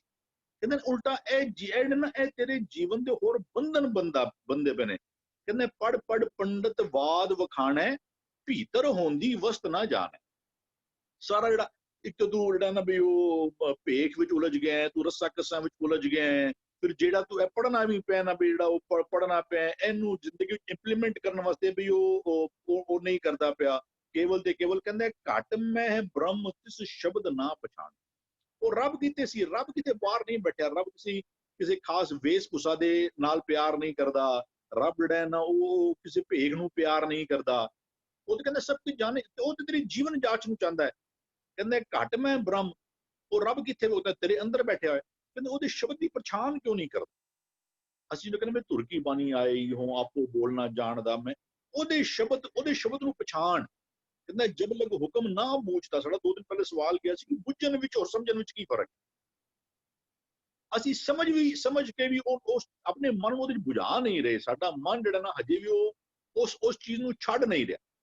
ਅਸੀਂ ਜਿਸ ਚੀਜ਼ ਨੂੰ ਸਮਝ ਚੁੱਕੇ ਹਾਂ ਕਿ ਮਾੜੀ ਹੈ, ਉਸ ਚੀਜ਼ ਨੂੰ ਵੀ ਅਸੀਂ ਜ਼ਿੰਦਗੀ ਵਿੱਚ ਕਮਾ ਨਹੀਂ ਰਹੇ। ਕਹਿੰਦੇ ਘਟ ਮੈਂ ਬ੍ਰਹਮ, ਉਹ ਰੱਬ ਕਿਤੇ ਦੂਰ ਨਹੀਂ ਹੈ, ਰੱਬ ਤੇ ਤੇਰੇ ਅੰਦਰ ਹੀ ਬੈਠਿਆ ਹੋਇਆ ਹੈ।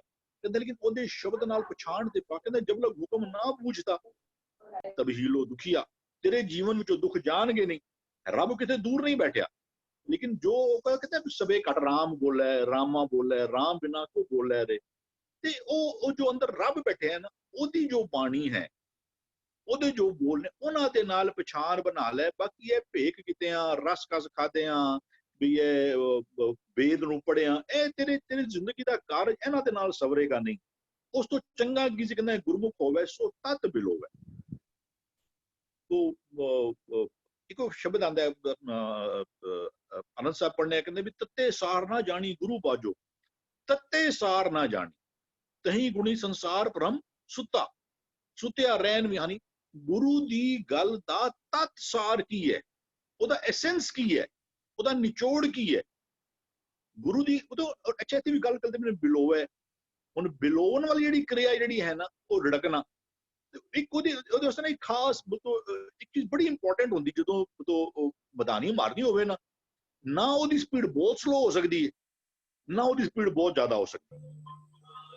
ਜੇ ਤੁਸੀਂ ਬਸ ਉਹ ਲੈ ਕੇ ਉਹਨੂੰ ਉਹ ਲੱਗੇ ਹੀ ਰਹੇ ਤਾਂ ਉਸ ਤੋਂ ਨਿਕਲਣਾ ਨਹੀਂ। ਔਰ ਜੇ ਤੁਸੀਂ ਅੰਦਰ ਮਸ਼ੀਨ ਪਾਤੀ ਹੈ ਇੱਕਦਮ ਫਾਸਟ ਸਪੀਡ ਵਾਲੀ, ਤਾਂ ਵੀ ਨਹੀਂ ਨਿਕਲਣੀ। ਹੁਣ ਅਸੀਂ ਕੀ ਪਏ ਕਰਨੇ, ਅਸੀਂ ਇਹਨਾਂ ਦਿਨਾਂ ਵਿੱਚ ਕਰਨੇ ਕੀ ਪਏ ਆ, ਅਸੀਂ ਬਿਲੋਣ ਦਾ ਹੀ ਤੇ ਕੰਮ ਕਰਨੇ ਪਏ ਆ। ਹਰ ਕਾ ਬਿਲੋਵਨਾ ਮਨ ਕਾ ਵਿਚਾਰਾ। ਅਸੀਂ ਇਹ ਪਾਠ ਪੜ੍ਹਨੇ ਪਏ ਆ, ਵਿਚਾਰਨੇ ਪਏ ਆ, ਕਰਨੇ ਕੀ ਪਏ ਆ, ਗੁਰੂ ਕੋਲੋਂ ਤਤ ਸਾਰ ਲੈਣ ਦੀ ਜਿਹੜਾ ਕੋਸ਼ਿਸ਼ ਹੈ ਨਾ। ਕਹਿੰਦੇ ਸੰਤੋ ਮਾਖਣ ਖਾਇਆ ਛਾਜ ਪੀਏ ਸੰਸਾਰ। ਇਹ ਕੇਵਲ ਪੜ੍ਹੀ ਜਾਣਾ ਜਿਹੜਾ ਹੈ ਨਾ, ਇਹ ਛਾਜ ਪੀਣਾ ਹੈ। ਜਦ ਤੱਕ ਅੰਦਰੋਂ ਬਾਣੀ ਤੋਂ ਉਹਦਾ ਐਸੈਂਸ ਨਹੀਂ ਕਰਦਾ ਨਾ, ਬਾਣੀ ਦਾ। ਜੇ ਅਸੀਂ ਸਾਲ ਵਿੱਚ ਇੱਕ ਵਾਰ 2 ਵਾਰ, ਕਾਫੀ ਸਾਰੇ ਬੰਦੇ ਨੇ ਵੀ ਯੂ ਵਿਲ ਫਾਈਂਡ them ਵੀ ਮੈਂ ਸਾਲ ਵਿੱਚ 2 ਅਖੰਡ ਪਾਠ ਦੀ ਸਮਾਪਤੀ ਕਰਨਾ ਪਿਆ, ਫਿਰ ਵੀ ਹਰ ਸਾਲ ਉੱਠ ਕੇ ਕੀਰਤਨਾਂ ਤੇ ਜਾ ਰਹੇ ਨੇ, ਦਰਬਾਰ ਸਾਹਿਬ ਜਾ ਰਹੇ ਹਾਂ, ਵੀ ਉਹ ਪੂਰਨਮਾਸ਼ੀ ਤੇ ਇੱਥੇ ਜਾ ਰਹੇ ਹਾਂ। ਉਹ ਤਦ ਸਾਰ ਲਿੱਤਾ ਨਹੀਂ ਉਹਨੂੰ, ਉਹ ਫਾਸਟ ਸਪੀਡ ਦੇ ਨਾਲ ਉਹਨੂੰ ਬਸ ਉਹ ਰੜਕ ਦਿੱਤਾ। ਉਹ ਕਹਿੰਦੇ ਵੀ ਗੁਰਮੁਖ ਹੋਵੇ ਸੋ ਤਤ ਬਿਲੋਵੇ। ਉਧਰੋਂ ਤਤ ਕਹਿੰਦਾ ਵੀ ਉਹ ਇਹ ਮੁਦਾਮਨੀ ਸਤਿਗੁਰੂ ਪਾਈ ਗੁਰਸਿੱਖਾਂ ਲੱਦੀ ਭਾਲ। ਇਹਦੇ ਅੰਦਰੋਂ ਤੈਨੂੰ ਬਾਣੀ ਵਿੱਚੋਂ ਬਾਣੀ ਵਿੱਚ ਸ਼ਬਦ ਹੈ, ਬਾਣੀ ਵਿੱਚ ਨਾਮ ਹੈ, ਗੁਰਬਾਣੀ ਹਰ ਨਾਮ ਸਮਾਇਆ ਹੈ, ਲੇਕਿਨ ਤੈਨੂੰ ਇਹਨੂੰ ਰੜਕ ਕੇ ਕੱਢਣਾ ਪਏਗਾ। ਬਾਣੀ ਨੂੰ ਰੜਕ ਕੇ ਤੈਨੂੰ ਇਹਦੇ ਵਿੱਚੋਂ ਨਾਮ ਵਾਲਾ ਮੱਖਣ ਜਿਹੜਾ ਹੈ ਨਾ ਉਹ ਤੈਨੂੰ ਕੱਢਣਾ ਪਏਗਾ। ਜਿਹੜਾ ਬੰਦਾ ਗੁਰੂ ਓਰੀਐਂਟਡ ਹੋ ਜਾਵੇ ਨਾ, ਵੀ ਗੁਰੂ ਦੀ ਅਗਵਾਈ ਨੂੰ ਮੰਨਣਾ ਸ਼ੁਰੂ ਕਰ ਦੇਵੇ, ਉਹ ਬੰਦਾ ਗੁਰਮੁਖ ਕਹਿੰਦਾ ਗੁਰਮੁਖ ਹੋਵੇ ਸੋ ਤਤ ਬਿਲੋਵੇ। ਉਹ ਫਿਰ ਇਸ ਚੋਂ ਮੱਖਣ ਕੱਢਣਾ ਸ਼ੁਰੂ ਕਰ ਦਿੰਦਾ ਹੈ। ਕਹਿੰਦਾ ਰਸਨਾ ਹਰ ਰਸ ਤਾਹਾਂ ਹੈ। ਉਹਦੀ ਜ਼ੁਬਾਨ ਦੇ ਉੱਤੇ ਪਰਮਾਤਮਾ ਦੇ ਪਿਆਰ ਦਾ, ਨਾਮ ਦਾ, ਉਹ ਜਿੱਥੇ ਕਿਤੇ ਗੱਲ ਕਰੇਗਾ ਨਾ, ਉਹ ਮੈਨੂੰ ਇਹ ਠੀਕ ਲੱਗਦਾ ਹੈ, ਮੈਂ ਜਾਣਨਾ ਵਾ, ਮੈਨੂੰ ਪਤਾ ਹੈ ਵੀ ਮੈਂ ਇਹ ਬਾਬਾ ਜੀ ਕੋਲ ਜਾਓ ਪੁੱਤਰ ਦਾ, ਉਹਦੀ ਰਸਨਾ ਦੇ ਉੱਤੇ ਰੱਬ ਦੀ ਵਡਿਆਈ, ਰੱਬ ਦੀਆਂ ਸਿਫਤਾਂ, ਰੱਬ ਦੀ ਜਸ, ਰੱਬ ਦਾ ਕੀਰਤਨ, ਉਹਦੀ ਜ਼ੁਬਾਨ ਦੇ ਉੱਤੇ ਜਦੋਂ ਗੱਲ ਕਰੇਗਾ ਨਾ, ਉਹ ਰੱਬ ਦੇ, ਉਹਦੇ ਮਨ ਵਿੱਚ ਇੱਕ ਆਪ ਹੀ ਉਹਦੇ ਚ ਫੇਤ ਰਹੇਗਾ ਰੱਬ ਪ੍ਰਤਾਈ, ਔਰ ਉਹ ਕੋਸ਼ਿਸ਼ ਕਰੇਗਾ ਕਿ ਆਪਣੇ ਹਰ ਬੋਲ ਦੇ ਨਾਲ ਆਪਣੇ ਆਪ ਤੇ ਭਰੋਸਾ ਨਾ ਲੈ ਕੇ ਆਵੇ। ਕਈ ਵਾਰ ਅਸੀਂ ਗੱਲਾਂ ਕਰਨੇ ਆ ਉਹ ਇਸ ਢੰਗ ਤਰੀਕੇ ਦੇ ਨਾਲ ਕਰਨੇ ਆ ਕਿ ਬਈ ਲੋਕਾਂ ਦਾ ਮੇਰੇ ਦੇ ਫੇਦ ਬੰਦਾ ਜਾਵੇ। ਮੈਂ ਜਿਸ ਢੰਗ ਤਰੀਕੇ ਦੇ ਨਾਲ ਗੱਲ ਕਰਨਾ, ਮੈਂ ਆਪਣੇ ਆਪ ਨੂੰ ਬੜਾ ਉੱਚਾ ਜਿਹਾ ਦਿਖਾ ਕੇ ਵੀ ਮੈਂ ਤੇ ਕੋਈ ਬੜੀ ਉੱਚੀ ਕੋਈ ਪਹੁੰਚੀ ਹੋਈ ਹਸਤੀ ਹਾਂ, ਮੈਨੂੰ ਤੇ ਬੜਾ ਗਿਆਨ ਹੋ ਗਿਆ ਹੈ, ਤੇ ਉਹ ਅਸੀਂ ਕਰਨੇ ਕਿਤੇ ਹੁੰਦੇ ਕਿਤੇ ਨਾ ਕਿਤੇ ਆਪਣੇ ਆਪ ਤੇ ਫੇਦ ਲੈ ਕੇ ਆਉਂਦੇ ਹੁੰਦੇ। ਅਸੀਂ ਬਾਣੀ ਤੇ ਫੇਦ ਲੈ ਕੇ ਆਈਏ, ਅਸੀਂ ਗੁਰੂ ਤੇ ਫੇਦ ਲੈ ਕੇ, ਅਸੀਂ ਰੱਬ ਤੇ ਫੇਦ, ਇਹ ਸਾਡੀ ਜ਼ਬਾਨ ਨੂੰ ਇਹ ਵਾਲਾ ਰਸ ਜਿਹੜਾ ਹੈ ਨਾ, ਉਹ ਸਾਡੇ ਹਿਰਦੇ ਵਿੱਚ, ਸਾਡੀ ਜ਼ਬਾਨ ਦੇ ਉੱਤੇ ਜਿਹੜਾ ਉਹ ਚੜ ਜਾਏ। ਹਾਂਜੀ जी वीर जी। हर का बिलोवना बिलोवो मेरे भाई, सहज बिलोवो जैसे तत ना जाए। इस तरह बिलोवो, सहजे सहजे बिलोवो, तत ना चला जाए। बिल्कुल इहो दृष्टांत गुरु साहब इस पते विच भी दे रहे हैं। जी विंदरी को जी। हाँ जी, वेद परे पढ़े पढ़ बाध वखाने, ਇਹ ਦੋ ਜਿਹੜੇ ਤੁਕ ਪਹਿਲੇ ਹੈਗੇ ਨੇ, ਇਹ ਸਾਨੂੰ ਮਨਮੁਖੀ ਦੀ ਗੱਲ ਕਰ ਰਹੇ। ਇਹ ਕਹਿੰਦੇ ਨੇ ਕਿ ਤਿਸ ਸ਼ਬਦ ਨਾ ਪਛਾਣੇ, ਜਿਸ ਮਨ ਨੇ ਉਸ ਸ਼ਬਦ ਨੂੰ ਨਹੀਂ ਪਛਾਣਿਆ, ਉਸ ਦੇ ਗਿਆਨ ਨੂੰ ਨਹੀਂ ਲਿੱਤਾ, ਉਹਦੇ ਗੁਣਾਂ ਨੂੰ ਨਹੀਂ ਤਾਰਿਆ, ਤੇ ਫਿਰ ਕੀ ਹੁੰਦਾ ਕਿ ਉਸਨੂੰ ਇਹ ਵੀ ਨਹੀਂ ਪਤਾ ਲੱਗਿਆ ਕਿ ਉਹ ਸਾਡੇ ਅੰਦਰ ਬੈਠਾ ਹੈ। ਮਨ ਤੂੰ ਜੋਤ ਸਰੂਪ ਹੈ, ਆਪਣਾ ਮੂਲ ਪਛਾਣ।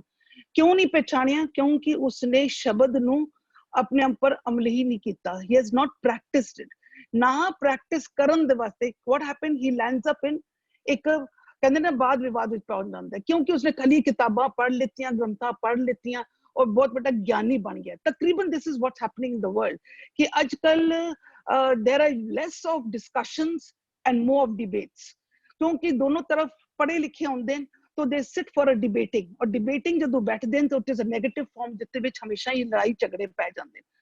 ਅਗਰ ਅਸੀਂ ਲੋਕਾਂ ਨੇ ਇਸ ਸ਼ਬਦ ਨੂੰ ਪਹਿਚਾਣਿਆ ਹੁੰਦਾ, ਅਗਰ ਅਸੀਂ ਉਸਦੇ ਗਿਆਨ ਨੂੰ ਪ੍ਰਾਪਤ ਕੀਤਾ ਹੁੰਦਾ, and we would have implemented from where, from the Ved। ਅਸੀਂ ਜਿਤਨੇ ਵੀ ਗਿਆਨ ਦੀਆਂ ਗੱਲਾਂ ਕਰ ਰਹੇ ਹਾਂ, ਜੋ ਵੀ ਅਸੀਂ ਪੜ੍ਹ ਰਹੇ ਹਾਂ, ਜੋ ਵੀ ਵੇਦ ਸ਼ਾਸਤਰ ਪੜ੍ਹ ਰਹੇ ਹਾਂ, then we would never get into debating, we would always sit for a healthy discussion ਜਿਸ ਦੇ ਵਿੱਚ ਸਾਨੂੰ ਹਮੇਸ਼ਾ ਕੁਝ ਰਿਜ਼ਲਟ ਨਿਕਲਣਾ ਚਾਹੀਦਾ ਸੀ। ਬਟ ਬਿਕੋਜ਼ ਅਸੀਂ ਵੇਦਾਂ ਨੂੰ ਪੜ੍ਹਿਆ ਨਹੀਂ ਔਰ ਅਸੀਂ ਪੜ੍ਹ ਕੇ ਉਸਨੂੰ ਇੰਪਲੀਮੈਂਟ ਨਹੀਂ ਕੀਤਾ। ਅਗਰ ਇੰਪਲੀਮੈਂਟ ਕੀਤਾ ਹੁੰਦਾ ਤੇ ਸਾਨੂੰ ਪਤਾ ਲੱਗਦਾ ਕਿ ਮਨ ਤੂੰ ਜੋਤ ਸਰੂਪ ਹੈ, ਆਪਣਾ ਮੂਲ ਪਛਾਣ। But because we did not implement, ਅਸੀਂ ਖਾਲੀ ਪੜ੍ਹਨ ਜੋਗੇ, ਸਮਝਣ ਜੋਗੇ ਰੱਖ ਦਿੱਤਾ, ਨਾਟ ਫॉर ਦੀ ਇੰਪਲੀਮੈਂਟੇਸ਼ਨ। ਇਸ ਕਰਕੇ ਕਹਿੰਦੇ ਨੇ ਕਿ ਵੀ ਇਹ ਮਨਮੁਖੀ ਦੀ ਗੱਲ ਚੱਲ ਰਹੀ ਸੀ ਔਰ ਉਹਨਾਂ ਨੇ ਕਿਹਾ ਕਿ ਗੁਰਮੁਖ ਹੋਵੇ ਸੋ ਤਤ ਬਿਲੋਵੇ। ਹੁਣ ਇਹ ਬਿਲੋਵਣਾ ਕੀ ਹੈਗਾ? ਜਦੋਂ ਅਸੀਂ ਮਲਾਈ ਦੇ ਵਿੱਚੋਂ ਰਿੜਕਦੇ ਹਾਂ, ਮਲਾਈ ਦੇ ਵਿੱਚੋਂ ਰਿੜਕਦੇ ਹਾਂ, ਤੇ ਦੇਰ ਇਜ਼ ਇੱਕ ਮਰਿਆਦਾ, ਇੱਕ ਸਿਸਟਮ ਹੈਗਾ ਜਿਸ ਦੇ ਨਾਲ ਸਾਨੂੰ ਉਸਨੂੰ ਅਸੀਂ ਰਿੜਕਦੇ ਹਾਂ। ਰਿੜਕਣ ਤੋਂ ਬਾਅਦ ਅਸੀਂ ਇੱਕ ਆਪਣੇ ਉੱਪਰ ਠੰਡਾ ਪਾਣੀ ਪਾਉਂਦੇ ਹਾਂ ਤੇ ਸਾਡੇ ਅੰਦਰੋਂ ਇੱਕਦਮ ਉਹਦਾ ਤੱਤ ਨਿਕਲਦਾ, ਮੱਖਣ ਇੱਕਦਮ ਇਮੀਡੀਏਟਲੀ ਨਿਕਲ ਆਉਂਦਾ ਹੈ। ਗੁਰਮੁਖ ਵੀ ਜੋ ਹੈ ਉਹ ਵੀ ਆਪਣਾ ਸਬਰ, ਸੰਤੋਖ, ਪਿਆਰ, ਇੱਕ ਪੂਰੀ ਮਰਿਆਦਾ ਦੇ ਨਾਲ ਜਦੋਂ ਉਸਨੂੰ ਇੰਪਲੀਮੈਂਟ ਕਰ, ਜਦੋਂ ਆਪਣੇ ਜੀਵਨ ਵਿੱਚ ਅਮਲੀ ਹੋ ਜਾਂਦਾ ਹੈ, तो उसकी रचना, उसका अंदर पूरा संसार उसके अंदर भेज जाता है, totally immersed into the energy of the oneness। हाँ जी जी जी बिल्कुल ठीक समझा रहे हो कि इंप्लीमेंटेशन नहीं है। ਅਸੀਂ ਇੰਪਲੀਮੈਂਟੇਸ਼ਨ ਵਾਲੇ ਪਾਸੋਂ ਵੀ ਧਿਆਨ ਦਈਏ। ਜਿਹੜੀ ਮੰਨੇ ਦੀ ਵੀ 4 ਪੌੜੀਆਂ ਆਉਂਦੀਆਂ ਨੇ, ਉਹ ਵੀ ਇੰਪਲੀਮੈਂਟੇਸ਼ਨ ਬਾਰੇ ਸਾਨੂੰ ਸਮਝਾਉਣਾ ਕਰਦੀਆਂ। ਬਿਲਕੁਲ ਇੰਪਲੀਮੈਂਟੇਸ਼ਨ ਦੀ ਵੀ ਜ਼ਰੂਰਤ ਹੈ। घरवत छोटे बाहर पावे, मन मुख अंधे साध न पावे। अन रस राती रसना फीकी बोले हर रस मूल न ताहा है हर वत छोड़े घर वत छोड़े घर दे विच ही वत है वत तो की पावे वस्तु फिर दे घर विच ही पिछले पदे भी गुरु साहब जिक्र करके आए ना घट में ब्रह्म इस शब्द ना पछाणे ਇੱਥੇ ਵੀ ਸਮਝਾਣਾ ਕਰ ਰਹੇ ਘਰ ਵਤ ਘਰ ਦੇ ਵਿੱਚ ਹੀ ਵਸਤੂ ਮੌਜੂਦ ਹੈ ਆਨੰਦ ਨਾਮ ਰੂਪ ਵਸਤੂ ਘਰ ਦੇ ਵਿੱਚ ਹੀ ਮੌਜੂਦ ਹੈ ਛੋੜੇ ਪਰ ਉਹਨੂੰ ਛੱਡੀ ਬੈਠੇ ਹਨ ਘਰ ਵਤ ਛੋੜੇ ਬਾਹਰ ਮੁਖੀ ਜੀਵਨ ਬਤੀਤ ਕਰ ਰਹੇ ਹਨ ਭਾਵੇਂ ਸੰਸਾਰੀ ਕਾਰ ਵਿਹਾਰ ਕਰ ਰਹੇ ਆ ਭਾਵੇਂ ਧਰਮ ਦੇ ਕਾਰ ਵਿਹਾਰ ਕਰ ਰਹੇ ਆ ਸਾਰੇ ਬਾਹਰ ਮੁਖੀ ਹੋ ਕੇ ਕਰ ਰਹੇ ਆ ਜਿਹੜੇ ਸਰੀਰਿਕ ਕਰਮ ਕਾਂਡ ਵਿੱਚ ਲੱਗੇ ਆ बाहर मुखी कर रहे हैं गुरु साहब कह रहे हैं अंदर ही वत है घर वत छोड़े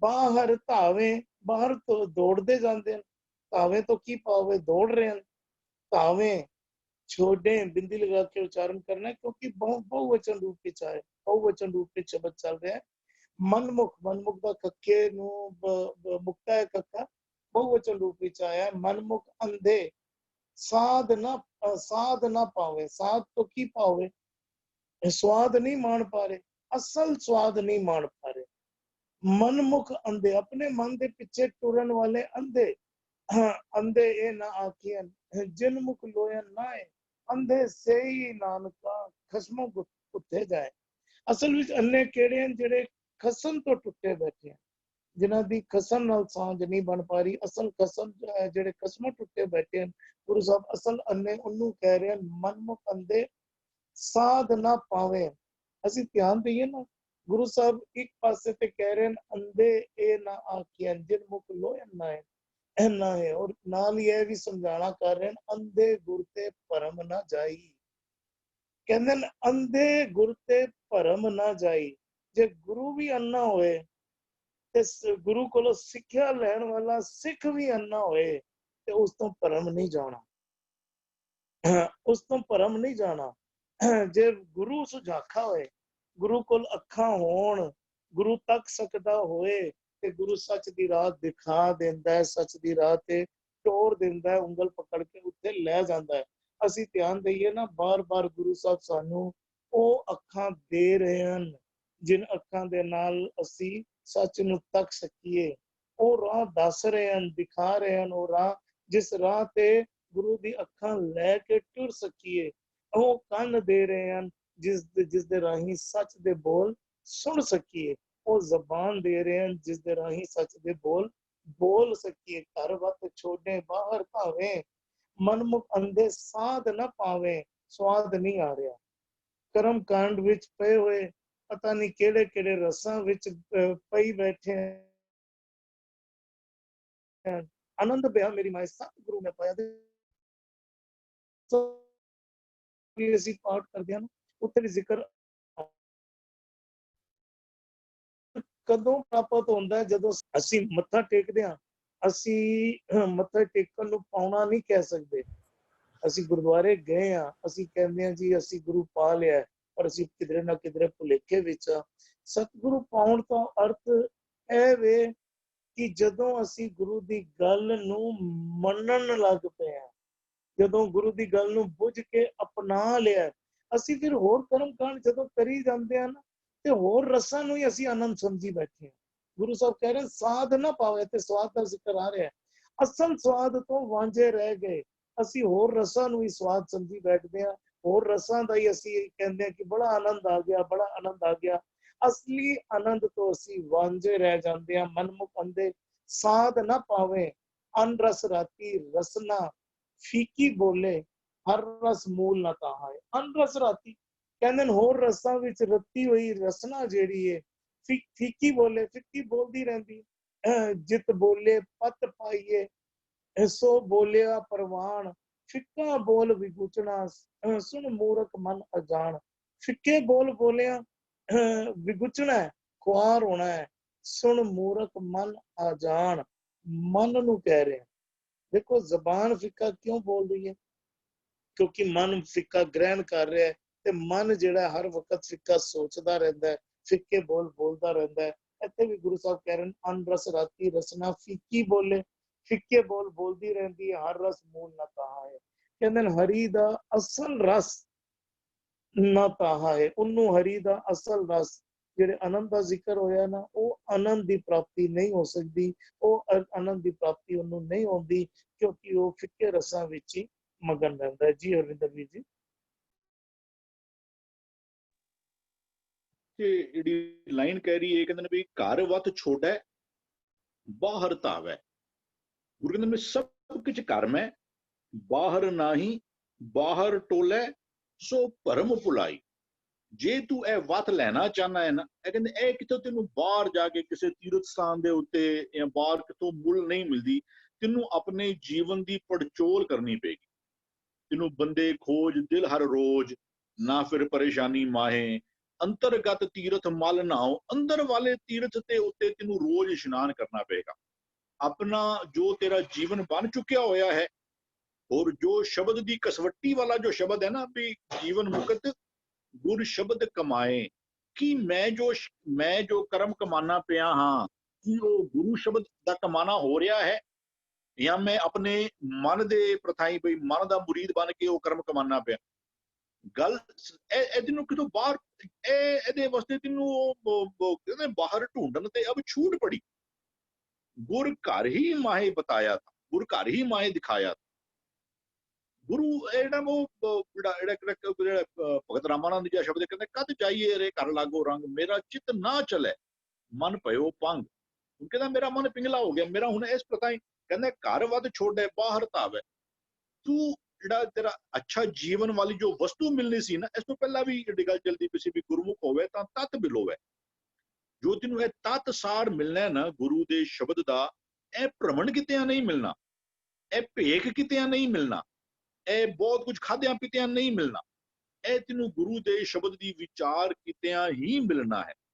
ਤੇ ਅਸੀਂ ਧਾਰਮਿਕ ਕਿਰਿਆਵਾਂ ਦੇ ਕਾਰਨ ਇੱਕ ਹੋਰ ਜਿਹੜੀ ਕਿਰਿਆ ਜਿਹੜੀ ਹੈ ਵੀ ਉਹ ਬੜਾ ਤੀਰਥਾਂ ਦੇ ਉੱਤੇ ਨਹਾਣਾ ਜਿਹੜਾ ਨਾ, ਵੀ ਉਹ ਵੱਖ-ਵੱਖ ਨੇਮ ਬਣਾ ਲਿੱਤੇ, ਇਤਨੀ ਵਾਰ ਇਸ ਜਗ੍ਹਾ ਦੇ ਉੱਤੇ ਮੈਂ ਇਸ਼ਨਾਨ ਕਰਨ ਨੂੰ ਜਾਵਾਂਗਾ। ਤੇ ਗੁਰੂ ਕਹਿੰਦੇ ਨਹੀਂ, ਇਹ ਨਾ ਕਿਤੋਂ ਮੁੱਲ ਮਿਲਦੀਆਂ ਨੇ। ਇਹ ਜੋ ਰੱਬੀ ਗੁਣ ਨੇ, ਅਸੀਂ ਕਹਿੰਦੇ ਰੱਬ ਕਿੱਥੇ, ਤੇ ਰੱਬ ਕਹਿੰਦੇ ਗੁਣਾਂ ਵਿੱਚ ਬੈਠਿਆ ਹੋਇਆ ਹੈ। ਉਹਨੇ ਸਤ ਸੰਤੋਖ ਦਇਆ ਧਰਮ ਧੀਰਜ, ਇਹ ਤੈਨੂੰ ਕਿਤੋਂ ਬਾਹਰ ਦੁਕਾਨ ਤੋਂ ਨਹੀਂ ਮਿਲਦੇ, 2 ਕਿਲੋ 4 ਕਿਲੋ ਨਹੀਂ ਮਿਲਣੇ ਤੈਨੂੰ। ਇਹ ਤੈਨੂੰ ਆਪਣੇ ਜੀਵਨ ਵਿੱਚੋਂ, ਆਪਣੇ ਜੀਵਨ ਦੀ ਪੜਚੋਲ ਕਰਕੇ, ਗੁਰੂ ਸ਼ਬਦ ਦੀ ਕਸਵੱਟੀ ਦੇ ਆਪਣੇ ਜੀਵਨ ਨੂੰ ਟੱਚ ਕਰ ਕਰਕੇ ਤੈਨੂੰ ਦੇਖਣਾ ਪਏਗਾ ਕਿ ਬਈ ਮੇਰਾ ਜੀਵਨ, ਸਾਡੇ ਡਰ ਹੀ ਇਤਨਾ ਹੈ। ਭਰਮ ਤੇ ਹੈ ਹੀ ਨੇ, ਬੋਲੋ ਭਰਮ ਸਾਨੂੰ ਛੱਡਦੇ ਹੀ ਨਹੀਂ ਪਏ। ਔਰ ਜੇ ਕਿਸੇ ਗੱਲ ਥੋੜੀ ਸਮਝ ਵੀ ਆ ਜਾਏ, ਫਿਰ ਉਹ ਸਾਨੂੰ ਡਰ ਇਤਨਾ ਲੱਗਿਆ, ਸਮਾਜਿਕ ਡਰ ਇਤਨਾ ਲੱਗਿਆ, ਲੋਕ ਕੀ ਕਹਿਣਗੇ। ਸਾਰਾ ਲੋਕਾਚਾਰ ਦੇ ਅਧੀਨ ਜਿਹੜਾ ਸਾਡਾ ਜੀਵਨ ਜਿਹੜਾ ਉਹ ਚੱਲੀ ਜਾਂਦਾ ਪਿਆ। ਇਹ ਸਭ ਕੁਝ ਇਹ ਵੱਤ ਕਿਤੇ ਸੀ, ਕਹਿੰਦੇ ਤੇਰੇ ਅੰਦਰ ਹੀ ਸੀ। ਜਿਹੜਾ ਭਗਤ ਰਾਮਾਨੰਦ ਜੀ ਸਾਰਾ ਸ਼ਬਦ ਹੀ ਉਹ ਕਨੇ, ਕਦ ਜਾਈਏ ਰੇ ਘਰ ਲਾਗੋ ਰੰਗ, ਮੇਰਾ ਚਿੱਤ ਨਾ ਚੱਲੇ ਮਨ ਭਇਓ ਪੰਗ। ਕਹਿੰਦਾ ਵੀ ਏਕ ਦਿਵਸ ਮਨ ਭਈ ਉਮੰਗ। ਮੇਰੇ ਮਨ ਵਿੱਚ ਇੱਕ ਵਾਰ ਖਿਆਲ ਆਇਆ, ਕਹਿੰਦਾ ਵੀ ਮੈਂ ਵੀ ਲੋਕ ਜਾਂਦੇ ਨਾ ਪੂਜਾ ਕਰਨ, ਏਕ ਦਿਵਸ ਮਨ ਭਈ ਉਮੰਗ, ਘਸ ਚੰਦਨ ਚੋਵਾ ਬਹੁ ਸੁਗੰਧ। ਕਹਿੰਦਾ ਪੂਜਨ ਚਾਲੀ ਬ੍ਰਹਮ ਠਾਏ, ਸੋ ਬ੍ਰਹਮ ਬਤਾਇਓ ਗੁਰ ਘਰ ਹੀ ਮਾਏ। ਗੁਰੂ ਨੇ ਦਿਖਾ ਦਿੱਤਾ ਕਿ ਉਹ ਹੋਰ ਕਿਤੇ, ਕਹਿੰਦੇ ਜਹਾਂ ਜਾਓ ਤੇ ਜਲ ਪਖਾਣ, ਜਿੱਥੇ ਜਾਓ ਤੇ ਹੈ ਕੀ, ਜਾਂ ਕੋਈ ਪਾਣੀ ਦਾ ਸਰੋਤ ਹੈ, ਜਾਂ ਤਾਂ ਕੋਈ ਪੱਥਰ ਦੀਆਂ ਮੂਰਤੀਆਂ ਨੇ। ਜਹਾਂ ਜਾਓ ਤੇ ਪਲ ਜਲ ਪਖਾਣ, ਤੂੰ ਪੂਰ ਰਿਓ ਹੈ ਸਰਬ ਸਮਾਨ।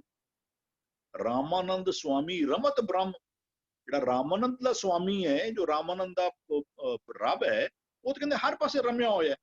ਕਹਿੰਦੇ ਗੁਰ ਕਾ ਸ਼ਬਦ ਕਾਟੇ ਕੋਟ ਕਰਮ। ਗੁਰੂ ਦੇ ਸ਼ਬਦ ਦੇ ਨਾਲ ਗੱਲ ਸੀ, ਗੁਰ ਸ਼ਬਦ ਕਮਾਏ। ਉਹ ਰੱਬ ਤੇ ਹਰ ਥਾਂ ਦੇ ਉੱਤੇ, ਤੂੰ ਬਸ ਉਹਨੂੰ ਆਪਣੇ ਦਿਲ ਵਿੱਚ ਜਿਹੜਾ ਹੈ ਨਾ। ਲੇਕਿਨ ਉਸ ਦੇ ਉਲਟ ਕਰਦੇ ਕੀ ਪਏ ਨੇ, ਕਹਿੰਦੇ ਮਨਮੁਖ ਅੰਧੇ ਸਾਧ ਨਾ ਪਾ। ਜਿਹੜਾ ਮਨਮੁਖ ਬੰਦਾ ਹੈ ਨਾ, ਕਹਿੰਦੇ ਮਨਮੁਖ ਕਰਮ ਕਰੇ ਅਜਾਈ, ਜੋ ਬਾਲੂ ਘਰ ਠੌਰ ਨਾ ਠਾਈ। ਮਨਮੁਖ ਵੀ ਕਰਮ ਕਰੀ ਜਾਂਦਾ ਪਿਆ। ਕੋ ਮਨਮੁਖ ਜਿਹੜਾ ਨਾ ਬੰਦਾ, ਉਹ ਆਪਣੇ ਵੱਲੋਂ ਕਹਿੰਦੇ ਮਨਮੁਖ ਭਗਤ ਕਰੇ ਬਿਨ ਸਤਿਗੁਰ। ਉਹ ਸ਼ਬਦ ਦੀ ਅਗਵਾਈ ਵਿੱਚ, ਸ਼ਬਦ ਦੇ ਚਾਨਣੇ ਵਿੱਚ ਕੰਮ ਨਹੀਂ ਕਰਦਾ ਪਿਆ। ਤੇ ਗੁਰੂ ਬੜਾ ਸਪਸ਼ਟ ਕਹਿੰਦਾ, ਕਹਿੰਦਾ ਬਿਨ ਸ਼ਬਦੇ ਅੰਤਰ ਆ ਹਨੇਰਾ। ਨਾ ਵਸਤ ਲਹੈ, ਜਿਹੜੀ ਵਸਤੂ ਮਿਲਣੀ ਸੀ, ਜੋ ਤਤ ਮਿਲਣਾ ਸੀ, ਕਹਿੰਦਾ ਬਿਨ ਸ਼ਬਦੇ ਅੰਤਰ ਆ ਹਨੇਰਾ। ਨਾ ਵਸਤ ਲਹੈ ਨਾ ਚੂਕੇ ਫੇਰਾ। ਤੇਰਾ ਇਹ ਜਿਹੜਾ ਜੀਵਨ ਦਾ ਮਨੋਰਥ ਸੀ, ਉਹ ਖਤਮ ਹੋਣਾ ਨਹੀਂ। ਜਿਹੜਾ ਮਨਮੁਖ ਹੈ ਨਾ, ਮਨਮੁਖ ਗੁਰੂ ਦੇ ਗਿਆਨ ਦੇ ਅੰਧੇਰੇ ਰੋਸ਼ਨੀ ਵਿੱਚ ਕੰਮ ਨਹੀਂ। ਕਹਿੰਦੇ ਗੁਰਬਾਣੀ ਇਸ ਜਗ में ਚਾਨਣ, ਗੁਰਬਾਣੀ ਸੀ ਤੇਰੇ ਵਾਸਤੇ। ਇੱਕੋ ਤੂੰ ਕੋਈ ਐਸਾ ਕੰਮ ਨਾ ਕਰ ਜਿਹਦੇ ਤੈਨੂੰ ਠੇਡੇ ਖਾਨੇ ਪੈ ਜਾ। ਕਹਿੰਦੇ ਮਨਮੁਖ ਅੰਧਾ ਸਾਧ ਨਾ ਪਾਵੇ। ਉਹ ਇਹ ਗੁਰਮਤ ਦੀ ਜਿਹੜੀਆਂ ਗੱਲਾਂ ਨੇ ਨਾ ਉਹਦਾ ਸਵਾਦ ਨਹੀਂ ਮਾਣ ਪਾ ਰਹੇ। ਉਹ ਕੇਵਲ ਬਾਹਰ ਦੇ ਭੇਖ ਕਰਨ ਦੇ ਉੱਤੇ ਵੇਦ ਪੜ੍ਹੇ ਉਹਦੇ ਉੱਤੇ ਜਿਹੜਾ ਨਾ ਟਿਕਿਆ ਹੋਇਆ ਹੈ, ਉਹ ਜਿਹੜਾ ਵੀ ਉਹ ਜਿਹੜਾ ਗੁਰਮਤ ਦਾ ਸ਼ਬਦ ਹੈ ਨਾ ਉਹਦੀ ਪਛਾਣ ਨਹੀਂ ਕਰਦਾ ਪਿਆ। ਕਹਿੰਦੇ ਅਨਰਸ ਰਾਤੀ ਰਸਨਾ ਫੀਕੀ ਬੋਲੇ ਵੀ ਹਰ ਰਸ ਮੂਲ ਨਾ ਤਾਹਾਂ ਹੈ। ਇਸ ਤੋਂ ਜਿਹੜਾ ਪਹਿਲਾ ਵਾਲਾ ਬੰਦ ਸੀ ਉਹ ਕਹਿੰਦੇ ਰਸਨਾ ਹਰ ਰਸ ਤਾਹਾਂ ਹੈ। ਉਹਦੇ ਅੰਦਰ ਉਹਦੀ ਜ਼ੁਬਾਨ ਅੰਦਰ ਉਹ ਮਿਠਾਸ, ਰੱਬ ਦੀ ਹੋਂਦ ਵਾਲੀ ਹਰ ਜੋ ਬੋਲੋ ਨਾ ਉਹਦੇ ਅੰਦਰ ਰੱਬ ਦੀ ਹੋਂਦ ਪ੍ਰਗਟ ਹੋਣੀ ਚਾਹੀਦੀ। ਮੈਂ ਕੀਤਾ ਨਹੀਂ, ਰੱਬ ਕਰਵਾ ਦੇਗਾ। ਰੱਬ ਕਰੇਗਾ, ਮੈਂ ਕਰ ਦੇਵਾਂਗਾ ਨਹੀਂ, ਰੱਬ ਕਰੇਗਾ ਤੇ ਹੋ ਜਾਏਗਾ। ਇੱਥੇ ਸਾਡਾ ਮਨ ਵੀ ਮੰਨ ਲਵੇ। ਸਾਡਾ ਜੇ ਮਨ, ਅਸੀਂ ਅਜੇ ਆਪਣੇ ਭਰੋਸੇ ਟਿੱਕੇ ਹੋਏ ਹਾਂ। ਅਸੀਂ ਕੁਝ ਦਿਨ ਪਹਿਲਾਂ ਅਸੀਂ ਵਿਚਾਰ ਵੀ ਕਰਦੇ ਵੀ ਅੰਦਰ ਕੋਈ ਜਿਹੜਾ ਸ਼ਬਦ ਚੱਲਦਾ ਥੋੜਾ ਜਿਹਾ ਨਾ ਅੰਦਰ ਇੱਕ ਲੱਗਦਾ ਪਿਆ ਸੀ ਕਿਤੇ ਇੱਕ ਥੋੜਾ ਜਿਹਾ ਵਿਰੋਧਾਭਾਸ ਚੱਲਦਾ ਪਿਆ ਵੀ ਉਹ ਮੈਂ ਸਭ ਕੁਝ ਛੋੜ ਪਰ ਉਹਨਾਂ ਨੇ ਪ੍ਰਥਮੇ ਮਤਾ ਜੇ ਪਤਰੀ ਚਲਾਓ, ਦੁਤੀਏ ਮਤਾ ਦੋਇ ਮਾਨੁਖ ਪਹੁੰਚਾਓ, ਤ੍ਰਿਤੀਏ ਮਤਾ ਕਿਛ ਕਰੋ ਉਪਾਇਆ। ਬਾਅਦ ਵਿੱਚ ਮੇਰੀ ਕਿਸੇ ਹੋਰ ਨਾਲ ਵੀ ਗੱਲ ਚੱਲਦੀ ਪਈ। ਮੈਂ ਕਿਹਾ ਇਹ ਸ਼ਬਦ ਜਿਹੜਾ ਨਾ ਵੀ ਜਦੋਂ ਇਹ ਸ਼ਬਦ ਨੂੰ ਕਿਸੇ ਹੋਰ ਸ਼ਬਦ ਜਿਹੜਾ ਦੂਜਾ ਸ਼ਬਦ ਹੈ ਵੀ ਕੋਈ ਮੁਗਲ ਨਾ ਹੋਵਾ ਨਾ ਕਿਨੇ ਨਾ ਪਰਚਾ ਲਾਇਆ ਵੀ ਉਹ ਦੋਨੋਂ ਥੋੜਾ ਵਿਰੋਧਾਭਾਸ ਸ਼ਬਦ ਲੱਗਦੇ ਨੇ ਵੀ ਥੋੜਾ ਜਿਹਾ ਕਿਤੇ ਲੱਗਦਾ ਇੱਕ ਪਾਸੇ ਕਹਿੰਦੇ ਨੇ ਵੀ ਮੈਂ ਉਹ ਬੜਾ ਅੱਛਾ ਉਹਨਾਂ ਨੇ ਜੋ ਪੁਆਇੰਟ ਆਊਟ ਕਰਵਾਇਆ ਨਾ, ਕਹਿੰਦੇ ਨਹੀਂ ਦੋਨੋਂ ਵਿੱਚ ਫਰਕ ਹੈ।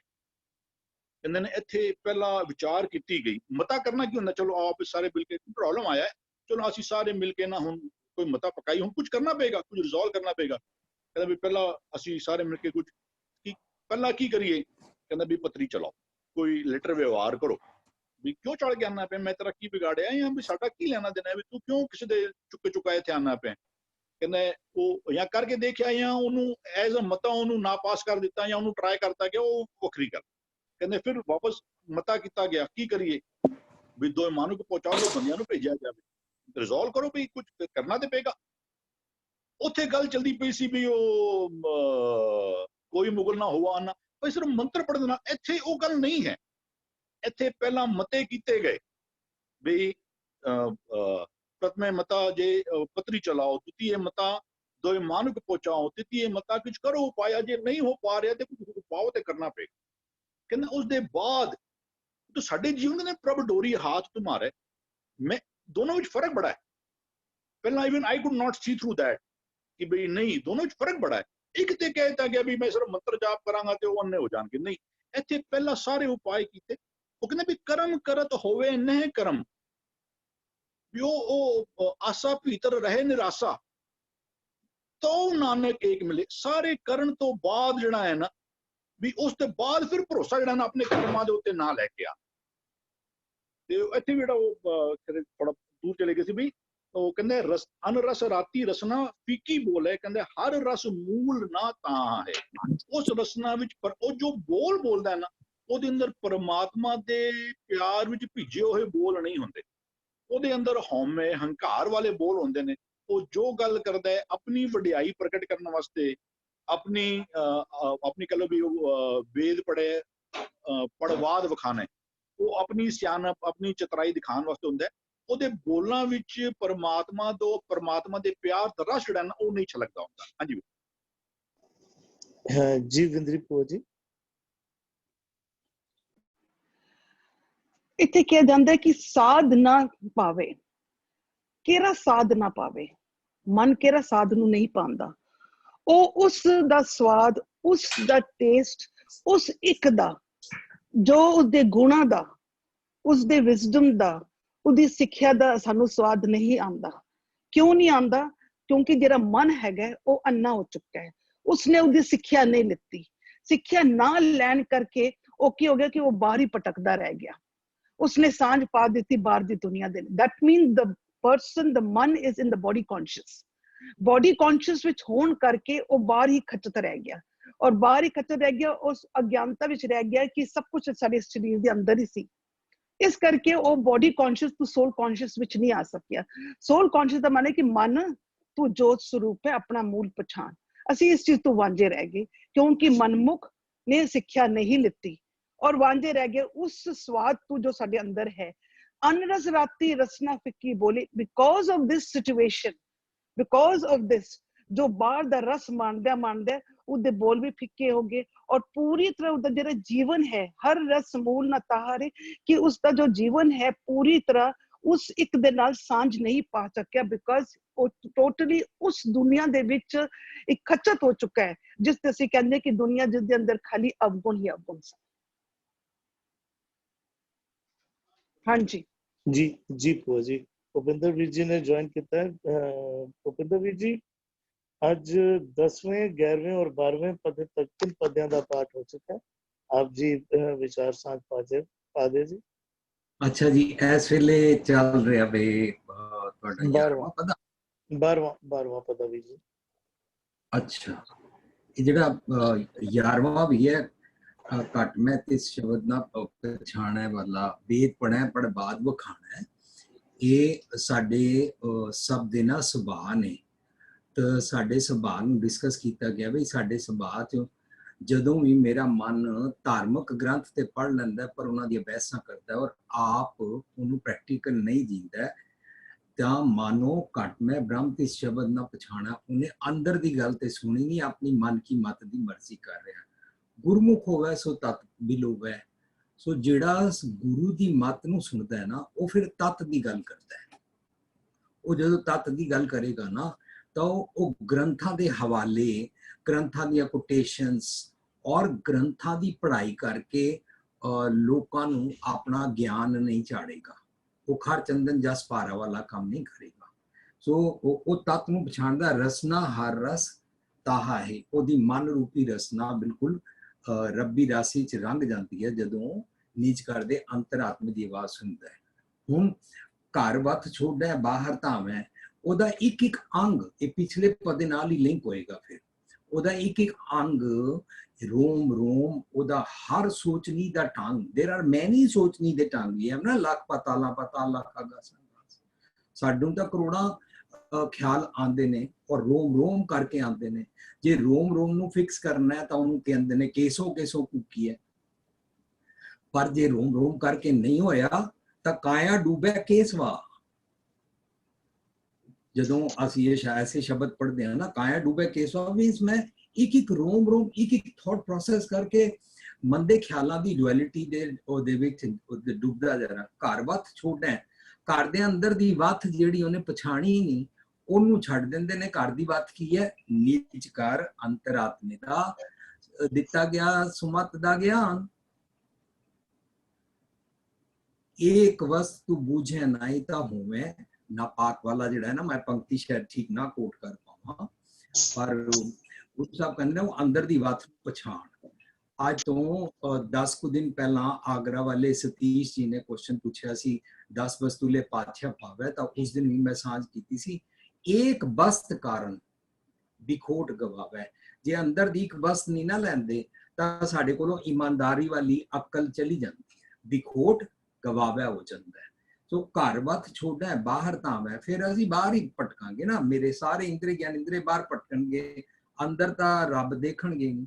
मनमुख अंधे साध ना पावे, मेरे मन दे जितने भी ख्याल ने ना, उन्हां दे कारण एक एक रोम रोम अंग अंग इंद्रा ज्ञान इंद्रा ਇਹ ਨਿਜ ਕਰਦਾ ਸਵਾਦ ਤੇ ਲੈਂਦਾ ਹੀ, ਜਿਹੜੀ ਵਿਜ਼ਡਮ ਦੀ ਵੱਥ ਦਾ ਅੰਮ੍ਰਿਤ ਲੈਣਾ ਸੀ ਇਹਨੇ, ਕਿਉਂਕਿ ਉਹ ਅੰਨਾਪਨ ਹੈ। ਜਦੋਂ ਅਸੀਂ ਅੰਦਰ ਦੇ ਰੱਬ ਜੀ ਦੀ ਗੱਲ ਨਹੀਂ ਸੁਣਦੇ ਆ, ਉਹਨੂੰ ਕਹਿੰਦੇ ਨੇ ਮਨ ਕਰਕੇ ਮਨ ਦੀਆਂ ਅੱਖਾਂ ਦੇ ਨਾਲ ਨਹੀਂ ਦੇਖਿਆ।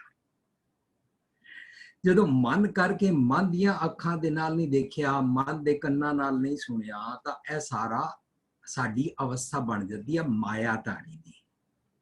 ਇਹ ਦੁਨਿਆਵੀ ਜਿਹੜੇ ਲੋਕੀ ਪੈਸਾ ਕਮਾਉਂਦੇ ਨੇ ਨਾ, ਉਹਨਾਂ ਨੂੰ ਮਾਇਆਧਾਰੀ ਬਾਣੀ 'ਚ ਨਹੀਂ ਕਹਿੰਦੇ। ਜਦੋਂ ਮੇਰਾ ਮਨ ਮਨ ਦੀਆਂ ਅੱਖਾਂ ਦੇ ਨਾਲ ਅੰਦਰ ਵਸਦੇ ਰੱਬ ਨੂੰ ਨਹੀਂ ਦੇਖਦਾ, ਮਨ ਹਰ ਜੀ ਤੇਰੇ ਨਾਲ ਹੈ, ਉਹਨੂੰ ਦੇਖਦਾ ਨਹੀਂ, ਉਹਦੀ ਗੱਲ ਸੁਣਦਾ ਨਹੀਂ, ਉਹਦੀ ਗੱਲ ਬੋਲਦਾ ਨਹੀਂ, ਤਾਂ ਉਹ ਵਾਲੀ ਅਵਸਥਾ 'ਚੋਂ ਮਾਇਆਧਾਰੀ ਹੁੰਦਾ ਹੈ। ਉਸ ਮਾਇਆਧਾਰੀ ਮਨ ਨੂੰ ਕਹਿੰਦੇ ਨੇ ਮਾਇਆਧਾਰੀ ਅਤ ਅੰਨਾ ਬੋਲਾ। ਇਹ ਦੁਨਿਆਵੀ ਅਮੀਰਾਂ ਨੂੰ ਅੰਨਾ ਬੋਲਾ ਨਹੀਂ ਕਹਿੰਦੇ ਨੇ, ਨਾ ਦੁਨਿਆਵੀ ਅਮੀਰਾਂ ਨੂੰ ਮਾਇਆਧਾਰੀ ਕਹਿੰਦੇ ਨੇ।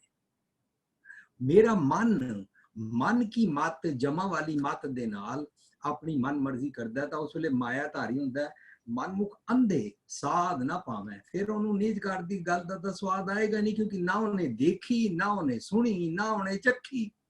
मायाधारी अत अन्ना बोला, कुछ भी उन्हें पल्ले नहीं पैंदा है। ਉਹਦੇ ਕਾਰਨ ਇੰਦਰੇ ਗਿਆਨ ਇੰਦਰੇ ਵੀ ਇਹ ਸਵਾਦ ਨਹੀਂ ਲੈ ਪਾਉਂਦੇ ਨੇ। ਅਨਰਸ ਰਾਤੀ ਰਸਨਾ ਫੀਕੀ, ਹੁਣ ਇਹਦੀ ਮਤ ਵੀ ਅਨਰਸ ਹੋ ਗਈ, ਸੁਰਤ ਵੀ ਅਨਰਸ ਹੋ ਗਈ, ਰਸਨਾ ਵੀ ਫਿੱਕੀ ਹੋ ਗਈ। ਰਸਨਾ ਫੀਕੀ ਬੋਲੇ ਹਰ ਰਸ ਮੂਲ ਨਾ ਤਾ ਹੈ, ਉਹਨਾਂ ਨੂੰ ਹਰ ਰਸ ਆਂਦਾ ਹੀ ਨਹੀਂ ਹੈ। ਇਹ ਕਿਸੇ ਕੋਈ ਬਾਹਰਲੇ ਮਨੁੱਖਾਂ ਦੀ ਗੱਲ ਨਹੀਂ ਚੱਲ ਰਹੀ, ਮੇਰੇ ਮਨ ਦੀ ਉਸ ਅਵਸਥਾ ਬਾਰੇ ਅਵੇਅਰਨੈਸ ਦੀ ਗੱਲ ਚੱਲ ਰਹੀ ਹੈ ਕਿ ਇੰਜ ਵੀ ਹੋ ਜਾਂਦਾ ਹੈ ਜੇ ਅੰਨੇ ਹੋਵੋ और अंदर दा रस ना लवो, अंदर दी बात ना पछाड़ो। जे अंदर दी बात ना पछाड़ो 10 वस्तु ले पाछे पावे, एक बस कारण बिखोड़ पावे, एक भी ना दे 10 ਵੀਰ ले, फिर ते सारे तेनू पागल बनानगे, तेनू सीता वांगू तेरा हरण करनगे, फिर ते तू लुटिया जाएगा, फिर तो तू ड्रैग होएगा। अखा किधरे होर ले जाएंगी, कान किधरे होर ले जाएंगे, रसना किधरे होर ले जाएगी, लत्ता किधरे होर ले जाएंगी, हाथ कुछ होर कराएंगे, रोम थॉट प्रोसेस कुछ होर कराएगा। किधर प्रेजेंट होवांगे शरीर करके, किधर एब्सेंट होवांगे शरीर करके, थॉट प्रोसेस करके हाजिर गैर हाजिर है, गैर हाजिर हाजिर, किसी भी जगह ਅਸੀਂ ट्यून्ड होके प्रेजेंट हो ही नहीं पावांगे, कंसंट्रेट नहीं कर पावांगे। ਇਹਦੇ ਆਪਣੇ ਤੇ ਟੁਕਾ ਕੇ ਸਮਝਣ ਵਾਲੇ ਪੱਖ ਤੋਂ ਮੈਂ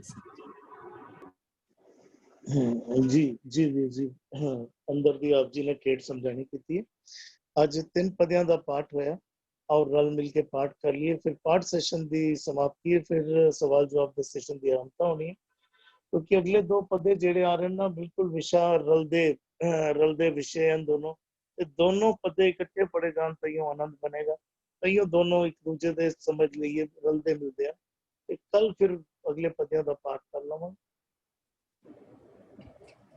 रस कस खाए पिंड वधाए, पेख करे गुर शब्द न कमाए, अंतर रोग महा दुख भारी, विष्टा माहे समाहाहे, वेद पढ़े पढ़ बाद वखाणे, घट में ब्रह्म तिस शब्द न पछाणे, गुरमुख होवे सो तत् बिलोवे, रसना हर रस्ता है, तरवत छोड़े बाहर तावे, मनमुख अंधे साध न पावे, अनरस राती रसना फीकी बोले, हर रस मूल न पाहे, अनरस राती रसना फीकी बोले, हर रस मूल न पाहे।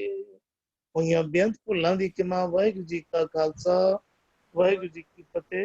जी तजवीर जी। ਵੀਰ ਜੀ ਬਾਪੂ ਮੱਖਣ ਸਿੰਘ ਜੀ ਦਾ ਕੱਲ ਦੀ ਕੁਐਸਚਨ ਦੀ ਵਿਚਾਰ ਬਾਪੂ ਜੀ ਇੱਕ ਵਾਰੀ ਆਡੀਓ ਔਨ ਕਰਕੇ ਤੁਸੀਂ ਦੁਬਾਰਾ, ਮੈਂ ਤੁਹਾਡੀ ਆਡੀਓ ਔਨ ਹੈਗੀ ਹੈ, ਤੁਸੀਂ ਵਿਚਾਰ ਇੱਕ ਵਾਰੀ ਦੁਬਾਰਾ ਜਿਹੜੀ ਸਾਂਝ ਕਰਨਾ ਚਾਹੁੰਦੇ ਹੋ ਇੱਕ ਵਾਰੀ ਕੁਐਸਚਨ ਦੁਬਾਰਾ ਪੁੱਟ ਔਨ ਕਰ ਲਓ ਬਾਪੂ ਜੀ। ਵੀਰ ਜੀ ਵਾਹਿਗੁਰੂ ਜੀ ਕਾ ਖਾਲਸਾ, ਵਾਹਿਗੁਰੂ ਜੀ ਕੀ ਫਤਿਹ। ਫਤਿਹ ਬਾਪੂ ਜੀ। ਵੀਰ ਜੀ ਮੇਰਾ ਕਹਿਣਾ ਸੀ ਵੀ ਜਦੋਂ ਬੱਚਿਆਂ ਦੀ ਸ਼ਾਦੀ ਹੁੰਦੀ ਹੈ ਤੇ ਮੇਲੇ ਦਾ ਸਮਾਂ ਹੁੰਦਾ ਹੈ, ਉਹਦੇ 'ਚ ਸ਼ਬਦ ਉਚਾਰਿਆ ਜਾਂਦਾ ਹੈ, ਹਮ ਘਰ ਸਾਜਣੇ ਆਏ। ਕੀ ਉਹ ਸ਼ਬਦ ਉਸ ਜਿਹੜਾ ਮੌਕਾ ਹੈ ਉਸ ਕਿਸਮ ਦਾ ਓਕੇ ਹੀ ਹੈ ਨਾ, ਕੀ ਉਹਦੇ ਨਾਲ ਢੁਕਵਾਂ ਹੈ?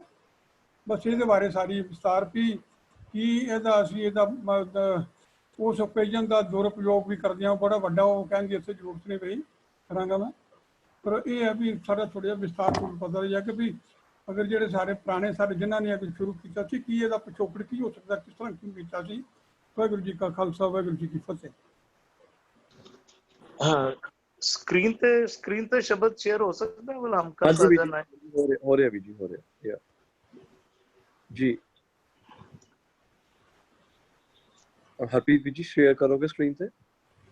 हाँ, वैसे ਜਿਹੜਾ ਹਮਕਰ ਸਾਜਨ ਆਏ ਨਾ ਅੰਦਰ ਦੇ ਜ਼ਿਕਰ ਹੈ ਕਿ ਹਮਕਰ ਕਰ ਹਿਰਦੇ ਘਰ ਵਿੱਚ, ਹਿਰਦੇ ਘਰ ਜੇ ਬਾਪੂ ਜੀ ਜਿਹੜਾ ਇਸ਼ਾਰਾ ਦੇ ਰਹੇ ਨੇ ਨਾ ਬਿਲਕੁਲ ਠੀਕ ਦੇ ਰਹੇ ਨੇ ਬਾਪੂ ਜੀ। ਉਹ ਜਿਹੜਾ ਬਾਹਰ ਦੇ ਜਿਹੜੇ ਕੰਮ ਜਿਹੜੇ ਬਣੇ ਹੋਏ ਹਨ ਨਾ, ਉਹ ਐਸੀ ਕਾਰਨ ਬਣੇ ਹੋਏ ਹਨ ਜਿਹੜੀ ਆਪਨੇ ਇਸ਼ਾਰਾ ਦਿੱਤਾ ਹੈ ਕਿ ਤੁਸੀਂ ਕੱਲ ਵੀ ਸਵਾਲ ਜਿਹੜਾ ਪੁੱਛਿਆ ਸੀ, ਇਹੋ ਸਵਾਲ ਥੋੜਾ ਜਿਹਾ ਇਸ਼ਾਰਾ ਦਿੱਤਾ ਸੀਗਾ ਕਿ ਉਹ ਸਾਜਨ ਬਣ ਕੇ ਨਹੀਂ ਬਲਕਿ ਜਿਹੜੀ ਬਰਾਤ ਹੁੰਦੀ ਹੈ ਕਿਸੇ ਹੋਰ ਰੂਪ ਵਿੱਚ ਹੀ ਆਈ ਹੁੰਦੀ ਹੈ। ਥੋੜਾ ਜਿਹਾ ਇਸ਼ਾਰੇ ਵਿੱਚ ਆਪ ਜੀ ਨੇ ਗੱਲ ਕੀਤੀ ਸੀ। ਉਹਦਾ ਕਾਰਨ ਇਹੋ ਹੈ ਕਿ ਘਰ ਹਿਰਦੇ ਘਰ ਵਿੱਚ ਸਾਜਨ ਅਜੇ ਤੱਕ ਨਹੀਂ ਆਇਆ। ਬਾਹਰ ਦੇ ਭੇਖ ਅੱਜ ਵੀ ਜ਼ਿਕਰ ਆਇਆ ਨਾ ਪਾਠ ਵਿੱਚ, ਬਾਹਰ ਦਾ ਭੇਖ ਤੇ ਅਸੀਂ ਧਾਰਨ ਕਰ ਲਿਆ, ਹਿਰਦੇ ਘਰ ਵਿੱਚ ਸਾਜਨ ਅਜੇ ਤੱਕ ਨਹੀਂ ਆਇਆ। 7 ਗੁਣ ਜਿਹੜੇ ਹਨ, ਸਤ ਸੰਤੋਖ ਦਇਆ ਧਰਮ ਧੀਰਜ ਅੰਦਰ ਨਹੀਂ ਵਸੇ ਹਨ। ਇਸੇ ਲਈ ਬਾਹਰ ਵੀ ਸਾਡੇ ਜਿਹੜੇ ਕਰਮ ਜਿਹੜੇ ਹੋ ਗਏ ਹਨ, ਉਹ ਕਰਮ ਕਾਂਡ ਵਾਲੇ ਅਸੀਂ ਪਾਸੇ ਜ਼ਿਆਦਾ ਟੁਰ ਪਿਆ। ਬਾਕੀ ਇੱਕ ਰੀਤ ਚੱਲੀ ਆ ਰਹੀ ਹੈ, ਅਗਰ ਉਸਦੇ ਵਿੱਚ ਉਸਨੂੰ ਸਮਝ ਕੇ ਕਰੀਏ ਤੇ ਉਹ ਜ਼ਿਆਦਾ ਚੰਗੀ ਗੱਲ ਹੈ। ਅਸੀਂ ਨਾਲ ਸਮਝੀਏ ਵੀ, ਕੇਵਲ ਗਾਇਨ ਜ਼ਬਾਨੀ ਨਾ ਰਹਿ ਜਾਏ, ਜ਼ਬਾਨ ਤੱਕ ਨਾ ਰਹਿ ਜਾਏ, ਅਸੀਂ ਉਹਨੂੰ ਅੰਦਰ ਅਪਣਾਉਣਾ ਵੀ ਕਰੀਏ। ਤੁਸੀਂ ਜਿਹੜਾ ਇਸ਼ਾਰਾ ਦਿੱਤਾ ਹੈ, ਜ਼ਰੂਰ ਇਸ ਪਾਸੇ ਧਿਆਨ ਦੇਣ ਦੀ ਲੋੜ ਹੈ।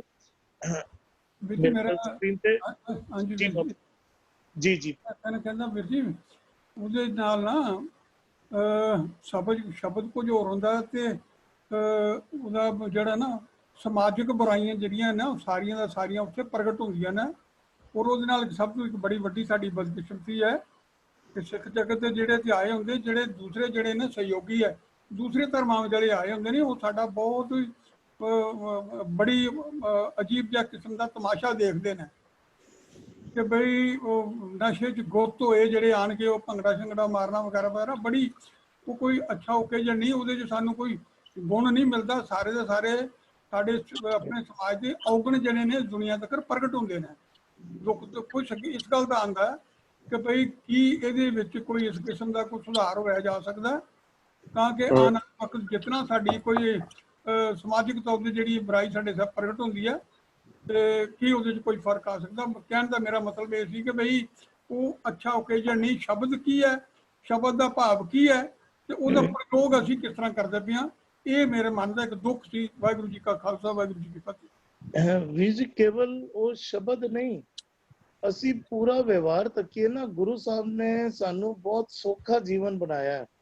ਆਮ ਤੌਰ ਤੇ ਅਗਰ ਅਸੀਂ ਆਪਣਾ ਜੀਵਨ ਤੱਕੀਏ ਨਾ, ਗੁਰੂ ਸਾਹਿਬ ਨੇ ਬਹੁਤ ਜ਼ਿਆਦਾ ਖਰਚਿਆਂ ਤੋਂ ਸਾਨੂੰ ਕੱਢਿਆ ਹੈ। ਅਸੀਂ ਭਾਵੇਂ ਕਿਸੇ ਦੀ ਮੌਤ ਦਾ ਸਮਾਂ ਹੋਏ ਜਾਂ ਵਿਆਹ ਦਾ ਸਮਾਂ ਹੋਏ, ਅੱਜ ਦਾ ਅਸੀਂ ਧਿਆਨ ਦਈਏ ਅਸੀਂ ਕਿਹੜੇ ਪਾਸੇ ਟੁਰ ਪਏ ਹਾਂ।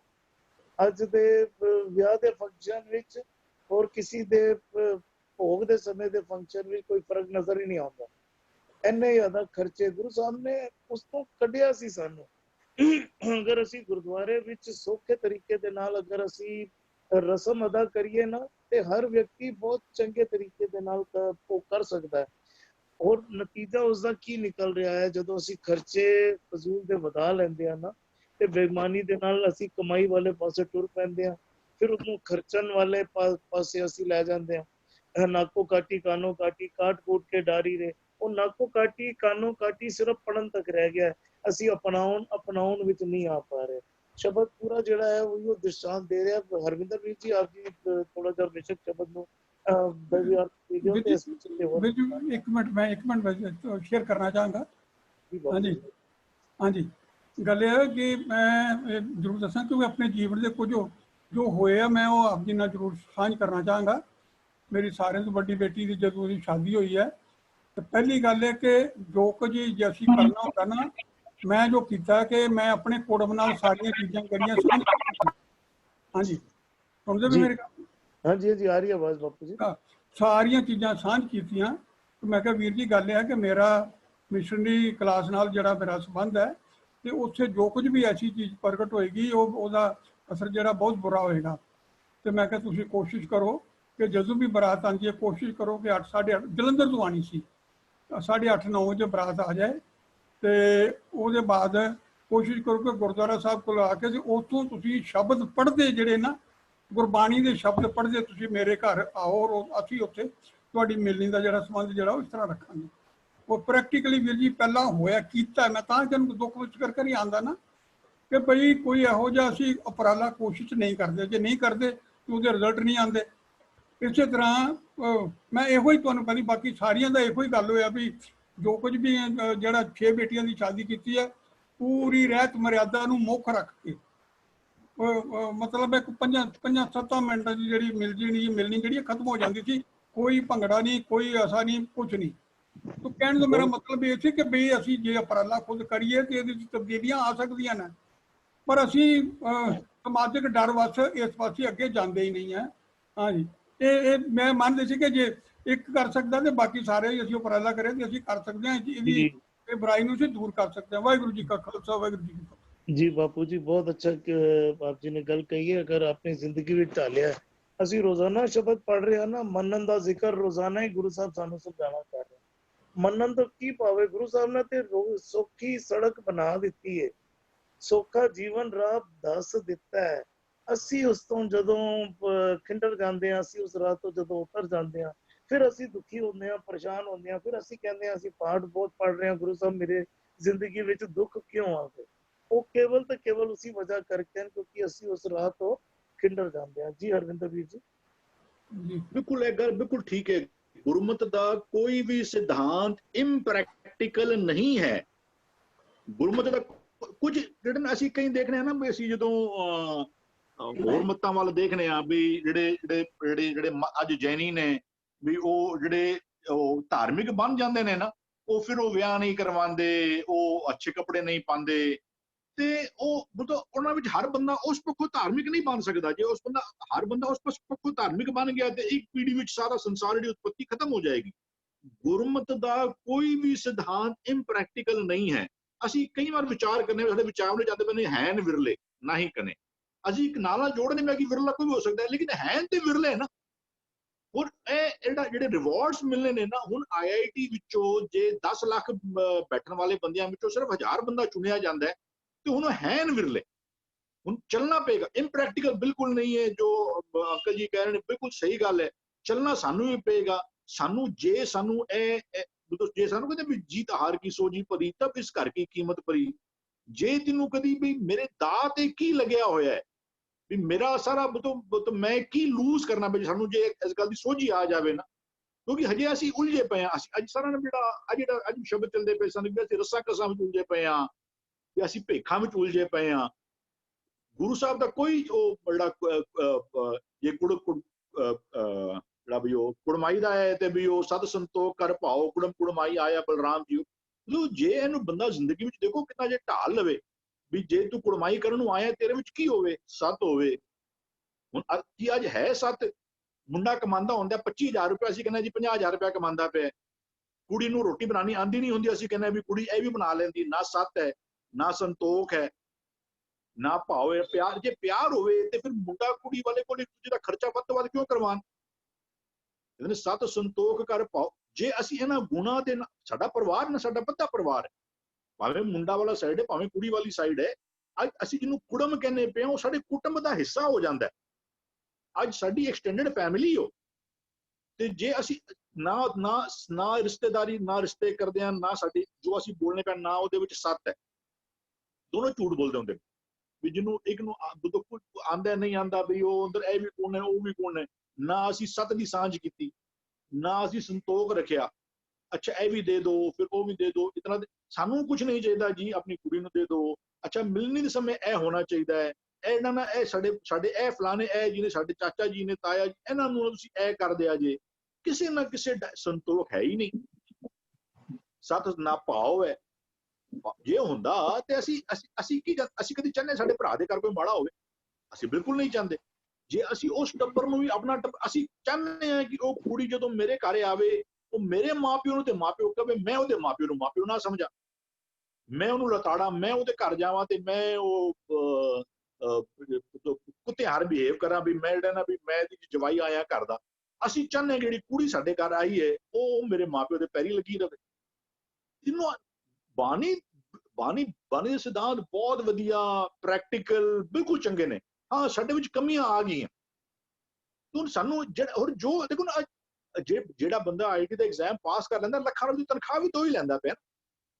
ਜੇ ਅਸੀਂ ਵੀ ਗੁਰਮਤ ਸਿਧਾਂਤ, ਜੇ ਅਸੀਂ ਰੱਬ ਦੇ ਨੇੜੇ ਹੋਣਾ ਚਾਹੁੰਦੇ ਹਾਂ, ਰੱਬ ਦਾ ਪਿਆਰ ਮਾਨਣਾ ਚਾਹੁੰਦੇ ਹਾਂ, ਤੇ ਰੱਬੀ ਸਿਧਾਂਤਾਂ ਦੇ ਉੱਤੇ ਸਾਨੂੰ ਖਰਾ ਹੋ ਕੇ ਚੱਲਣਾ ਪਏਗਾ। ਸਾਨੂੰ ਜੀਵਨ ਐਸਾ ਬਣਾਉਣਾ ਪਏਗਾ। ਬਾਕੀ ਗੁਰਮਤ ਦਾ ਕੋਈ ਸਿਧਾਂਤ ਜੋ ਕਹਿ ਰਹੇ ਨੇ ਬਿਲਕੁਲ ਠੀਕ ਕਹਿ ਰਹੇ ਨੇ, ਕਿ ਉਹਨਾਂ ਨੂੰ ਤੁਸੀਂ ਸਾਜਨ ਕਿੱਥੋਂ ਕਹਿ ਦੋਗੇ?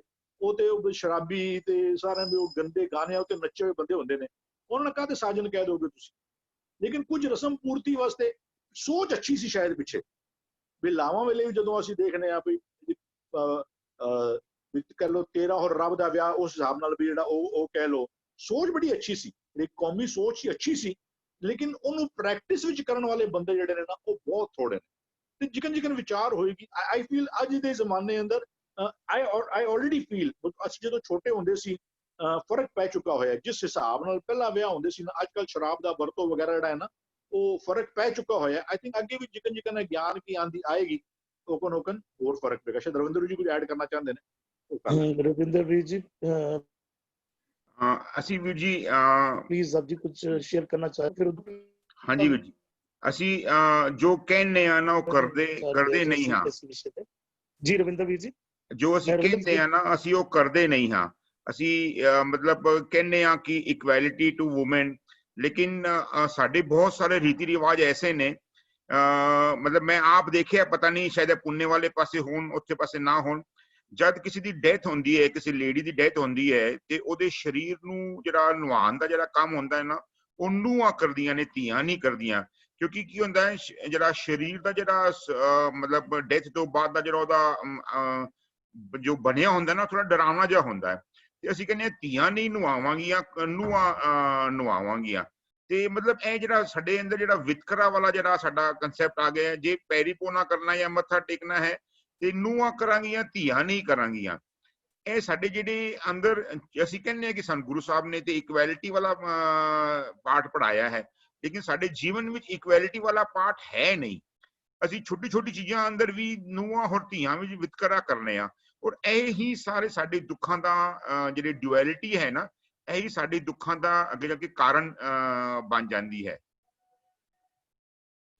जी जी रविंदर वीर जी बिल्कुल कर्म कांडी जीवन जब तक ਅਸੀਂ ਗੁਰੂ ਦੇ ਵਿਚਾਰ ਨੂੰ ਹਮਗਰ ਸਾਜਨ ਜਿਹੜਾ ਸ਼ਬਦ ਆ ਰਿਹਾ ਨਾ, ਜਦੋਂ ਤੱਕ ਘਰ ਵਿੱਚ ਹਿਰਦੇ ਘਰ ਵਿੱਚ ਸਾਜਨ ਨਹੀਂ ਆਏਗਾ ਨਾ, ਤਦ ਤੱਕ ਅਸੀਂ ਡਰੇ ਰਵਾਂਗੇ, ਤਦ ਤੱਕ ਡਰਿਆ ਹੋਇਆ ਜੀਵਨ ਹੈ। ਜਿਹੜੇ ਕਰਮ ਕਾਂਡ ਉਤਪੰਨ ਹੋ ਰਹੇ ਨਾ, ਡਰ ਦੇ ਵਜ੍ਹਾ ਕਰਕੇ ਵੀ ਉਤਪੰਨ ਹੋ ਰਹੇ ਹਨ। ਜਗਤ ਦਿਖਾਵਾ ਤੇ ਹੈ ਹੀ ਹੈ, ਤੇ ਨਾਲ ਡਰ ਵੀ ਹੈ ਹੀ ਹੈ। ਜੀ ਭੁਪਿੰਦਰ ਵੀਰ ਵਾਹਿਗੁਰੂ ਜੀ ਜੀ ਜੀ ਕੌਰ ਜੀ ਵੀਰ ਭੁਪਿੰਦਰ ਜੀ, ਇਸ ਪੁਆਇੰਟ ਨੂੰ ਦੋਨੋਂ ਤਰਫੋਂ ਲੈਣਾ। ਹਲੇ ਤੱਕ ਸਿਰਫ ਕੁੜੀ ਵਾਲਿਆਂ ਦੀ ਗੱਲ ਹੋ ਰਹੀ ਹੈ, ਅੱਜ ਮੁੰਡੇ ਵਾਲਿਆਂ ਦੀ ਵੀ ਕਈ ਪ੍ਰੋਬਲਮਸ ਨੇ, ਜਿੱਥੇ ਇਹ ਕਿਹਾ ਜਾ ਰਿਹਾ ਹੈ ਕਿ ਤੁਹਾਡੇ ਅਗਰ 2 ਬੇਟੇ ਨੇ ਤੇ ਤੁਹਾਡੇ ਕੋਲ 2 ਮਕਾਨ ਹੈ, ਤੇ ਇਹਨੂੰ ਦੋਨੋਂ ਪੁਆਇੰਟ ਨੂੰ ਲਓ ਕਿ ਇਹ ਸ਼ਬਦ ਅੰਦਰ ਅਗਰ ਵਸਿਆ ਹੁੰਦਾ ਤੇ ਦੋਨੋਂ ਘਰ ਹੀ ਸੁਖੀ ਹੁੰਦੇ। ਪਲੀਜ਼ ਦੋਨੋਂ ਤਰਫੋਂ, ਅਸੀਂ ਸਿਰਫ ਕੁੜੀ ਵਾਲਿਆਂ ਦੀ ਤਰਫੋਂ ਲੈ ਰਹੇ ਹਾਂ। ਅੱਜ ਮੁੰਡੇ ਵਾਲਿਆਂ ਦੀ ਵੀ ਬਹੁਤ ਪ੍ਰੋਬਲਮਸ ਨੇ। ਕੁੜੀਆਂ ਸਿਰਫ ਚਾਹੁੰਦੀਆਂ ਕਿ ਅਸੀਂ ਆਈਏ ਔਰ ਬਾਕੀ ਘਰ ਦੇ ਭੈਣ ਭਰਾ ਬਾਹਰ ਨਿਕਲ ਜਾਣ, ਮਾਂ ਪਿਓ ਬਾਹਰ ਨਿਕਲ ਜਾਣ। जी बलजीत कौर जी बिल्कुल अंदर साजन नहीं वस रहा, गल बार बार उत्ते ही आ रही है या समझ नहीं रहे। जी भुपिंदर वीर जी हाँ जी, बापू मक्खन सिंह जी ने बड़ा सोहना पॉइंट चुकिया, और हरविंदर जी और रविंदर जी ने भी ਉਹਦੇ ਤੇ बड़ा सोहना चानन पाया है। ਸਾਡੇ ਵਾਸਤੇ ਨਾ ਬੜਾ ਵੱਡਾ ਚੈਲੰਜ ਹੈ। ਅਸੀਂ ਡੇ ਬਾਈ ਡੇ ਢਹਿੰਦੀਆਂ ਕਲਾਂ 'ਚ ਜਾ ਰਹੇ ਹਾਂ, ਔਰ ਅਸੀਂ ਦੁਨੀਆ ਭਰ ਦੇ ਸਾਰੇ ਰੀਤ ਰਿਵਾਜ਼ਾਂ 'ਚ ਫਸ ਰਹੇ ਹਾਂ। ਜਦੋਂ ਅਸੀਂ ਇਹ ਦੇਖਿਆ ਤੇ ਅਸੀਂ 1996 'ਚ ਸਭ ਤੋਂ ਪਹਿਲਾਂ 4 ਦਿਨ ਦਾ ਸੈਮੀਨਾਰ ਸਾਂਝ ਕੀਤਾ, ਜਿਹਦੇ 'ਚ ਅਸੀਂ 4 ਲਾਵਾਂ ਦੇ ਅਰਥ, ਇੱਕ ਲਾਭ ਦੇ ਅਰਥ ਸਮਝਣ ਦਾ ਯਤਨ ਕੀਤਾ। 10-10 ਘੰਟੇ 4 ਦਿਨ। ਤੋਂ ਜਿਹੜੀ ਸੰਗਤ ਆਈ ਸੀ ਉਹਨਾਂ ਨੂੰ ਅਸੀਂ ਟੌਪਿਕ ਦਾ ਨਾਂ ਰੱਖਿਆ ਸੀ ਮਨੁੱਖ ਦਾ ਰੱਬ ਜੀ ਨਾਲ ਵਿਆਹ। ਕਈਆਂ ਨੂੰ ਟੌਪਿਕ ਪਸੰਦ ਨਹੀਂ ਆਇਆ, ਪਰ ਅਸੀਂ ਇਹਦੀ ਪੁਸਤਕ ਵੀ ਕੱਢੀ, ਹਿੰਦੀ, ਇੰਗਲਿਸ਼, ਪੰਜਾਬੀ। ਹੁਣ ਤਾਂ ਉਹ ਪੁਸਤਕ ਰਿਫਾਈਂਡ ਹੋ ਕੇ ਦਿਲ ਨੂੰ ਦਿਲਾਂ ਦੀ ਰਾਹ 'ਚ ਛਪ ਚੁੱਕੀ ਹੈ, ਔਰ ਅੱਜ ਕੱਲ੍ਹ ਇੰਗਲਿਸ਼ ਵੀ ਬਣ ਗਈ ਹੈ, ਜਰਨੀ ਹਾਰਟ ਟੂ ਹਾਰਟਸ। ਸੋ ਮੈਂ ਸ਼ਾਰਟ ਹੀ ਜੇ ਬੇਨਤੀ ਕਰਨਾ ਚਾਹੁੰਦਾ ਕਿ ਸਾਡੇ ਨਾ ਜਿਹੜੇ ਗੁਰਦੁਆਰੇ ਨੇ, ਸਤਿਗੁਰੂ ਜੀ ਸਾਨੂੰ ਨਾ ਇਹਨਾਂ ਗੁਰਦੁਆਰਿਆਂ ਵਿਚਕਾਰ ਸੁਧਾਰ ਕਰਨ ਵਾਸਤੇ ਪ੍ਰਬੰਧਕਾਂ ਨਾਲ ਵੀ ਕਾਫੀ ਕਸ਼ਮਕਸ਼ ਹੁੰਦੀ ਹੈ, ਔਰ ਪ੍ਰਬੰਧਕਾਂ ਨੂੰ ਜਿਹੜੇ ਸਪੋਰਟ ਕਰਦੇ ਨੇ ਉਹਨਾਂ ਦੀ ਬੜੀ ਕਸ਼ਮਕਸ਼ ਹੁੰਦੀ ਹੈ, ਬੜਾ ਪ੍ਰੈਸ਼ਰ ਹੁੰਦਾ ਉੱਥੇ। ਸੋ ਅਸੀਂ ਇੱਕ ਤਰੀਕਾ ਲੱਭਿਆ ਕਿ ਅਸੀਂ ਨਾ ਗੁਰਦੁਆਰੇ ਵਾਲਿਆਂ ਨੂੰ ਕਿਹਾ ਕਰਾਂਗੇ ਵੀ ਤੁਹਾਡਾ ਜਦੋਂ ਭੋਗ ਪੈ ਜਾਂਦਾ ਪ੍ਰੋਗਰਾਮ ਦਾ 10 ਵਜੇ ਜਾਂ 9 ਵਜੇ, ਉਸ ਤੋਂ ਬਾਅਦ ਸਾਰਾ ਦਿਨ ਖਾਲੀ ਹੁੰਦਾ ਹੈ, ਤਾਂ ਉਹਦੇ ਵਿੱਚ ਨਾ ਸਾਨੂੰ ਨੌਜਵਾਨ ਮੁੰਡਿਆਂ ਦਾ ਅਲੱਗ ਸੈਮੀਨਾਰ, ਨੌਜਵਾਨ ਕੁੜੀਆਂ ਦਾ ਅਲੱਗ ਸੈਮੀਨਾਰ, ਟੂ ਬੀ ਮੈਰਿਡ ਵਾਲਿਆਂ ਦਾ ਅਲੱਗ ਸੈਮੀਨਾਰ, ਸੱਸਾਂ ਦਾ ਔਰ ਸਹੁਰਿਆਂ ਦਾ ਅਲੱਗ ਸੈਮੀਨਾਰ, ਔਰ ਜਿਹੜੇ ਮੁੰਡਿਆਂ ਨੇ ਪਤੀ ਬਣਨਾ ਉਹਨਾਂ ਦਾ ਅਲੱਗ ਇਹਨਾਂ ਦੇ ਸੈਮੀਨਾਰਸ ਕੀਤੇ ਜਾਣ, ਔਰ ਇਹਨਾਂ ਦੇ ਨਾਲ ਆਨੰਦ ਕਾਰਜ ਦੀ ਰਸਮ ਦੀ ਗ੍ਰੇਟਨੈਸ ਦੀ ਡਿਸਕਸ਼ਨ ਕੀਤਾ ਜਾਏ, ਔਰ ਇਹਨਾਂ ਨਾਲੇ ਵੀ ਸਾਂਝ ਕੀਤੀ ਜਾਏ ਕਿ ਅਸੀਂ ਗੁਰੂ ਕੇ ਸਿੱਖ ਹੁੰਦੇ ਹਾਂ, ਅਸੀਂ ਦਾਜ ਵਾਲੀ ਗੇਮ ਨਹੀਂ ਕਰਦੇ ਹਾਂ। ਤਾਂ ਇਹਨਾਂ ਸਾਰਾ ਕੰਮ ਸਾਨੂੰ ਨਾ ਮੈਨੀ ਐਂਗਲਸ ਤੋਂ ਕਰਨਾ ਪਏਗਾ। ਪਰ ਸਭ ਤੋਂ ਜ਼ਿਆਦਾ ਇੰਪੋਰਟੈਂਟ ਕੰਮ ਕੀ ਹੈ? ਸਭ ਤੋਂ ਜ਼ਿਆਦਾ ਇੰਪੋਰਟੈਂਟ ਕੰਮ ਹੈ ਕਿ ਮੈਂ ਉਸ ਸ਼ਬਦ ਦੇ ਅਰਥ ਤੇ ਸਮਝਾਂ ਕਿ ਮੇਰੇ ਤੇ ਐਪਲੀਕੇਬਲ ਕਿਵੇਂ ਹੈ। ਫਿਰ ਮੁੰਡਾ ਵੀ ਫਿਕਸ ਹੋ ਜਾਏਗਾ, ਕੁੜੀ ਵੀ ਫਿਕਸ ਹੋ ਜਾਏਗੀ, ਦੋਨੋਂ ਪਾਸੇ ਦੇ ਕੁੜਮ ਜਾਂ ਸੱਸ-ਸਹੁਰੇ ਵੀ ਫਿਕਸ ਅਪ ਹੋ ਜਾਣਗੇ। ਪਰ ਅਸੀਂ ਸਾਡੇ ਕੋਲੋਂ ਸ਼ਬਦ ਦੀ ਵਿਚਾਰ ਨਹੀਂ ਹੋ ਪਾ ਰਹੀ। ਵਿਆਹ ਹੋਇਆ, ਕੀਤਾ, ਲੋੜੀਏ ਕੰਮ ਸਵਾਰ ਪੈ ਗਾ ਲਿਆ, ਪਰ ਫਿਰ ਵੀ ਡਰ ਉਹਨਾਂ ਕੋਲ ਹੀ ਰਿਹਾ, ਜਦਕਿ ਉਹ ਸ਼ਬਦ ਡਰ ਵਾਸਤੇ ਸੀ। ਸਾਡੀ ਤਾਂ ਗਲਤੀ ਇਹ ਹੋ ਗਈ ਹੈ ਕਿ ਅਸੀਂ ਸਾਰੇ ਸ਼ਬਦਾਂ ਨੂੰ ਕੰਪਾਰਟਮੈਂਟਲਾਈਜੇਸ਼ਨ ਕਰ ਦਿੱਤਾ। ਕੰਪਾਰਟਮੈਂਟਲਾਈਜੇਸ਼ਨ ਹੁੰਦਾ ਇਹ ਜੰਮਣ ਵੇਲੇ, ਇਹ ਮਰਨ ਵੇਲੇ, ਇਹ ਵਿਆਹ ਵੇਲੇ, ਇਹ ਵਰੀਨੇ ਵੇਲੇ, ਇਹ ਪੁੱਤਰ ਜੰਮਣ ਵੇਲੇ, ਇਹ ਸਕੂਲ ਪਾਉਣ ਵੇਲੇ, ਇਹ ਪਰਮੇਸ਼ਰ ਦਿੱਤਾ ਬੰਨਾ ਵੇਲੇ, ਇਹ ਬੁਖਾਰ ਚੜ ਗਿਆ ਤਾਤੀ ਹੋਣ ਲੱਗ ਗਈ ਵੇਲੇ। ਇਹ ਅਸੀਂ ਜਿਹੜਾ ਇਹ ਕਰ ਦਿੱਤਾ ਨਾ ਕੰਮ, ਇਹ ਅਸੀਂ ਬੜੀ ਭਾਰੀ ਮਨ ਕੀ ਮਤ ਕਰ ਦਿੱਤੀ। ਸਾਨੂੰ ਸ਼ਬਦਾਂ ਦੇ ਅਰਥ ਸਾਂਝ ਕਰਨੇ ਚਾਹੀਦੇ ਨੇ ਕਿ ਇਹ ਪ੍ਰੈਕਟੀਕਲ ਲਿਵਿੰਗ ਕਿਸ ਤਰ੍ਹਾਂ ਹੈ, ਇਹਨਾਂ ਦੇ ਅੰਦਰ ਕੈਮਿਸਟਰੀ ਕਿਹੜੀ ਹੈ, ਸਾਜਨ ਕਿਹੜਾ ਘਰ ਬੁਲਾਣਾ ਹੈ। ਜਦੋਂ ਐਸੇ ਟੌਪਿਕ ਡਿਸਕਸ ਹੋਣਗੇ ਨਾ, ਅਸੀਂ ਨੌਜਵਾਨਾਂ ਦੇ ਨਾਲ ਬੈਠ ਕੇ, ਜਿਹੜੇ ਪੜ੍ਹੇ ਲਿਖੇ ਨੌਜਵਾਨ ਨੇ ਸਕੂਲ ਕਾਲਜ ਯੂਨੀਵਰਸਿਟੀ ਦੇ, ਉਹਨਾਂ ਦੇ ਨਾਲ ਗੱਲ ਕੀਤੀ ਜਾਏ। ਇਫ ਯੂਅਰ ਮਨ ਇਜ਼ ਐਬਸੈਂਟ, ਇਹਨੂੰ ਗੁਰਬਾਣੀ ਕਹਿੰਦੀ ਹੈ ਮੇਰਾ ਮਨ ਐਬਸੈਂਟ ਹੋ ਗਿਆ, ਮਨ ਪਰਦੇਸੀ ਵੇ ਆਓ ਕਰੇ। ਜਦੋਂ ਮਨ ਪਰਦੇਸੀ ਨੂੰ ਘਰ ਬੁਲਾਉਂਦੇ ਆ ਨਾ, ਉਹਨੂੰ ਕਹਿੰਦੇ ਨੇ ਕਿ ਉਹ ਮੇਰਾ ਸਾਜਨ ਘਰ ਆ ਗਿਆ। ਜੇ ਅਸੀਂ ਇਹਨਾਂ ਨਾਲ ਇਸ ਤਰੀਕੇ ਦੇ ਐਂਗਲਸ ਦੀਆਂ ਗੱਲਾਂ ਕਰਾਂਗੇ ਨਾ ਕਿ ਇਹਨੂੰ ਪ੍ਰੈਕਟੀਕਲ ਅਪਲਾਈ ਕਿਵੇਂ ਕਰੀਦਾ, ਹਮ ਕਰ ਸਾਜਨ ਆਏ ਸਾਚੇ ਮੇਲ ਮਿਲਾਏ, ਫਿਰ ਉਹ ਉਸ ਵੇਲੇ ਮਿਲਣੀ ਵੇਲੇ ਗਾਈਏ ਜਾਂ ਨਾ ਗਾਈਏ, ਪਰ ਆਪਣੇ ਆਪ ਨੂੰ ਫੀਲ ਹੋਣਾ ਸ਼ੁਰੂ ਹੋ ਜਾਏਗਾ, ਯਾਰ ਇਹ ਤੇ ਡਾਂਸ ਕਰਦੇ ਪਏ ਨੇ, ਇਹਦੇ ਭਾਂਗੜੇ ਪਾਉਂਦੇ ਪਏ ਨੇ, ਤਾਂ ਸ਼ਰਾਬ ਪੀਂਦੇ ਪਏ ਨੇ, ਤੇ ਮੈਂ ਗਾ ਰਿਹਾ ਹਮ ਕਰ ਸਾਜਨ ਆਏ, ਇਹ ਮੈਂ ਸਿਰਫ ਇੱਕ ਧਾਰਮਿਕ ਵਿਖਾਵਾ ਹੀ ਕਰ ਰਿਹਾ ਨਾ।